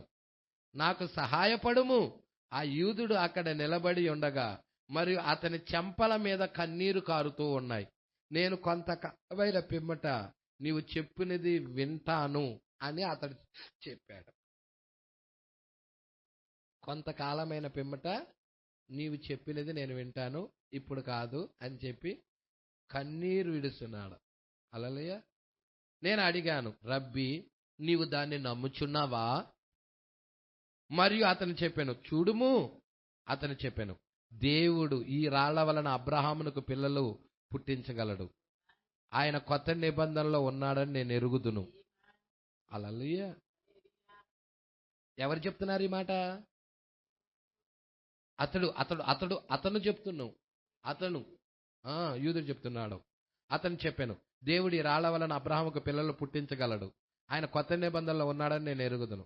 నేను అడిగాను, నిజమే రబ్బీ, ఇప్పుడు దాని మాట ఏంటి? అతను చెప్పాడు, నేను గనక దానిని ప్రసంగించిన ఎడల నేను అక్కడ నుండి క్రిందకు త్రోయబడతాను. నేను నమ్ముతున్నాను, ఆ యూదుడు అంటున్నాడు, నేను నమ్ముతున్నాను, దాన్ని గనక ప్రసంగించాననుకో, నేను అక్కడి నుండి క్రిందకు త్రోయబడతాను. వారి యొక్క స్థానములు అక్కడ కొండపైన ఉండునని మీకు తెలియనా? వీధుల్లో అక్కడ నేను నా రొట్టె కొరకు అడుక్కోవలసి ఉండును అని అతను చెప్పాడు. ఎవరో ఆ రబ్బీ. అయ్యా, నువ్వు చెప్పేది నేను గనక బోధిస్తే నేను అడుక్కోవలసి వచ్చింది, నన్ను త్రోసేస్తారయ్యా అక్కడి నుండి అని చెప్తున్నాడు. నేను చెప్పాను, నేను నా యొక్క రొట్టె మొక్క కొరకు అడుక్కొనుటకే ఇష్టపడతాను. అలాగా అడుక్కోవాల్సి వస్తే నేను అలాగ అడుక్కోటానికే ఇష్టపడతాను. నేను సత్య విషయంలో రాజీ పడను. యూదులు ఇంకా డబ్బు మీదే తమ చేతులను ఉంచి ఉన్నారు. చూశారా అండి? యూదులు ఇంకా డబ్బు మీదే తన చేతులు ఉంచి ఉన్నారు. హల్లెలూయా. మీకు తెలియనా? చూశారా నేను మరియు అతని పేరు భవనముపై అతని పేరు బంగారులో ఉండవచ్చును. బంగారు దాంట్లో ఉండవచ్చును. అక్కడ నేను చెప్పాను, నా పేరు అక్కడ ఆ భవనంపై సువర్ణ అక్షరాలతో లిఖించబడి, మరియు నేను దేవునికి దూరంగా ఉన్నానని తెలుసుకున్నట్టు కంటే నేను ఉప్పు బిస్కెట్లు తింటూ కొమ్మల ద్వారా వచ్చు నీటిని త్రాగుచు దేవునితో సరిగ్గా సంబంధం కలిగి ఉన్నానని తెలుసుకొని అక్కడే పడి ఉండేదను. దాన్ని నేను ఎరుగుదును. అతను నేను చెప్పినది ఇక వినదలుచుకోలేదు, కావున అతను లోపలికి వెళ్ళిపోయాను. అయితే దానిలో ఉన్న కార్యం అదే. మీరు దేవుణ్ణి తండ్రి, కుమార మరియు పరిశుద్ధాత్మని పిలిచి 2 లేదా 3 ముక్కలుగా కోయలేరు. 3 దేవుళ్ళు చేసి దాన్ని ఒక యూదునికి ఇవ్వలేరు. ఆయన యొక్క ప్రధానమైన ఆజ్ఞ ఇది, నాకు ముందు వేరే దేవుణ్ణి మీరు కలిగి ఉండకూడదు. అవును కదండి? ప్రధానమైన ఆజ్ఞ కదండి. ఈరోజు ప్రధానమైన ఆజ్ఞనే త్రూసేస్తున్నారు కండి, ధిక్కరిస్తున్నారు కండి, మేరుతున్నారు కండి క్రైస్తవులు. ప్రధానమైన ఆజ్ఞ, నాకు ముందు వేరే ఏ దేవుణ్ణి మీరు కలిగి ఉండకూడదు, నేను మీ దేవుడగు యెహోవాను. యేసు ఏమి చెప్పెను? యేసు చెప్పెను, ఓ ఇజ్రాయేలు వినుము, మీ ప్రభు అయిన దేవుణ్ణి నేనే, ఒకే దేవుడు, 3 దేవుళ్ళు కాదు. మీరు ఆ విధముగా ఎన్నటికీ వారికి ఇవ్వలేరు. లేదు, ఏ ప్రవక్తయు ఆ విధముగా 3 దేవుళ్ళను గురించి మాట్లాడలేదు. లేదు, ఎచ్చట కూడా మాట్లాడలేదు. ఎచ్చట దానిని మీరెన్నడూ ఎన్నడూ వినలేదు. లేదండి, అది ఒక విగ్రహారాధన. 3 దేవుళ్ళు అనేది ఏంటది? ఒక విగ్రహారాధన. అంటే ఇప్పుడు సంఘశాఖల్లో జరుగుతుంది ఏంటి? విగ్రహారాధన. అన్యుల్లో జరుగుతుంది విగ్రహారాధన, సంఘశాఖల్లో జరుగుతుంది విగ్రహారాధన, మరియు అన్యుల నుండియే వచ్చింది అది. అవునండి. ఇప్పుడు అయితే ఈ ప్రవక్తలు వచ్చేదరు. అంత మాత్రమే కాదు, ఇప్పుడు ప్రవక్తలు ప్రకటన గ్రంథం 11వ అధ్యాయంలో ఉన్నారు. 2 ప్రవక్తలు కదండి అక్కడ ఉంది. దానిలో కొంత భాగమును మనం చదివితిమి. మీరు దాన్ని తెలుసుకోవాలని నేను మిమ్మల్ని కోరుచున్నాను. టేబుల్ మరి ఆ విధముగా వారికి వాటిని వినండి. టేబులను మరి ఆ విధమైన వాటిని వినండి, చదవండి. వారు ప్రవక్తల యొక్క సూచనల ద్వారా పూర్తిగా నిరూపించబడిన ప్రవక్తలుగా ఉందురు. తర్వాత ఇజ్రాయేలు వారికి దానిని గురించి వినబోచున్నది. ప్రజల ఇక్కడ చూస్తున్నారా అండి? హల్లెలూయా. ఈ ఒక్క పేరాతో ముగించుకున్నాం. ఇప్పుడు మీకు యెహోవా సాక్షులైన నా స్నేహితులారా, ఇప్పుడు అర్థం చేసుకోనండి. ఈ 1,44,000 మందికి వధువుకి ఏ సంబంధము లేదండి. దాన్ని బలపరచు ఒక్క లేఖనమైనా లేదండి. వారు వధువు కాదండి, వారు యూదులై ఉన్నారు. దానియేలు యొక్క 70వ వారం చివరి ఆ 3.5 సంవత్సరాల కాలములో ఎన్నుకోబడిన వారు. ఇప్పుడు అది చూసారా అండి? నేను దాన్ని మరలా చెప్పుచూనే ఉన్నాను. ఇక్కడున్న మీకు కాదు, దానిలో ఉన్న అనేకులు చూడండి. జనులు ఈ టేబుల్ ప్రతి స్థలాలకు వెళ్ళును. చూడండి, మరియు మీరు దాన్ని అర్థం చేసుకోనండి. నేను మరలా వాటిని గురించి చెప్పుటకు మీరు వినుచున్నారు. అది ఆ ఉద్దేశము కొరకు మాత్రమే. ప్రజల దేవుడికి మహిమ కలుగును గాక. హల్లెలూయా. మరి నెక్స్ట్ వారం 110వ పేరా నుండి చూద్దామండి. మరి చాలా జాగ్రత్తగా గమనిద్దాము. నెక్స్ట్ వారం మనము 10వ పేరా నుండి చూసుకోబోతున్నాము. మరి ఈ యొక్క 7th సీల్, 7వ ముద్ర. మరి ఈ వారంలో మనం ఏం చూసుకున్నాము? రాకడ గురించి చూసుకున్నాము. ప్రభు యొక్క రాకడ గురించి చూసుకున్నాము. యూదుల దగ్గరికి మేఘంతో రావటము, అన్ని జనుల దగ్గరికి మేఘంతో రావటము, మరి తూర్పున వర్షము, ఆ యొక్క జీవజలాలు తూర్పున సముద్రమునకు, పడమట సముద్రమునకు దిగటము గురించి మనం చూసుకున్నాము. తూర్పున ఉన్న జనులకు ప్రభు యొక్క రాకడ, పశ్చిమాన ఉన్న జనులకు ప్రభు యొక్క రాకడ గురించి చూసుకున్నాము. ఎంతమందికి అర్థమవుతా ఉన్నదండి? మరి ఆ 70 అర్ధవారంలో, ఆ 70 వారాల చివరిలో అర్ధవారంలో యూదులకి ఏం జరగబోతుందో, ఆ కరుణను అందించే ఆత్మ, విజ్ఞాపన చేయు ఆత్మ వారి మీద కుమ్మరించినప్పుడు వారు ప్రలాపించటం గురించి, విజ్ఞాపన చేయటం గురించి మనం చూసుకున్నాము. అవునండి? ఎంతమంది గ్రహిస్తున్నారండి? మరి అదే విధముగా ఇక్కడ మనము యూదుల దగ్గరికి వచ్చినప్పుడు ప్రవక్త నిరూపించబడటము గురించి, కళల గురించి, దర్శనాల గురించి, వాళ్ళు ప్రవక్తలనే నమ్ముతారని అనేక విషయాలు మరి ఈ మధ్యాహ్న కాల సమయంలో మనం చూసుకుంటా ఉన్నాము. ఎందుకంటే బూరలు యూదులని వారి యొక్క స్వదేశానికి తీసుకెళ్తా ఉన్నాయి. ప్రజల మరి ముద్రలు మనలని మన యొక్క స్వదేశానికి తీసుకొని వెళ్తా ఉన్నాయి. వారికి బూరలు వారిని వారి స్వదేశానికి తీసుకెళ్తా ఉన్నాయి. మీరు చూస్తున్నారండి ఈ విషయాలన్నీ? గ్రహిస్తా ఉన్నారా? ఆ మర్మాలు కూడా మీరు గ్రహిస్తున్నారా? ప్రార్థన చేసుకుందాం.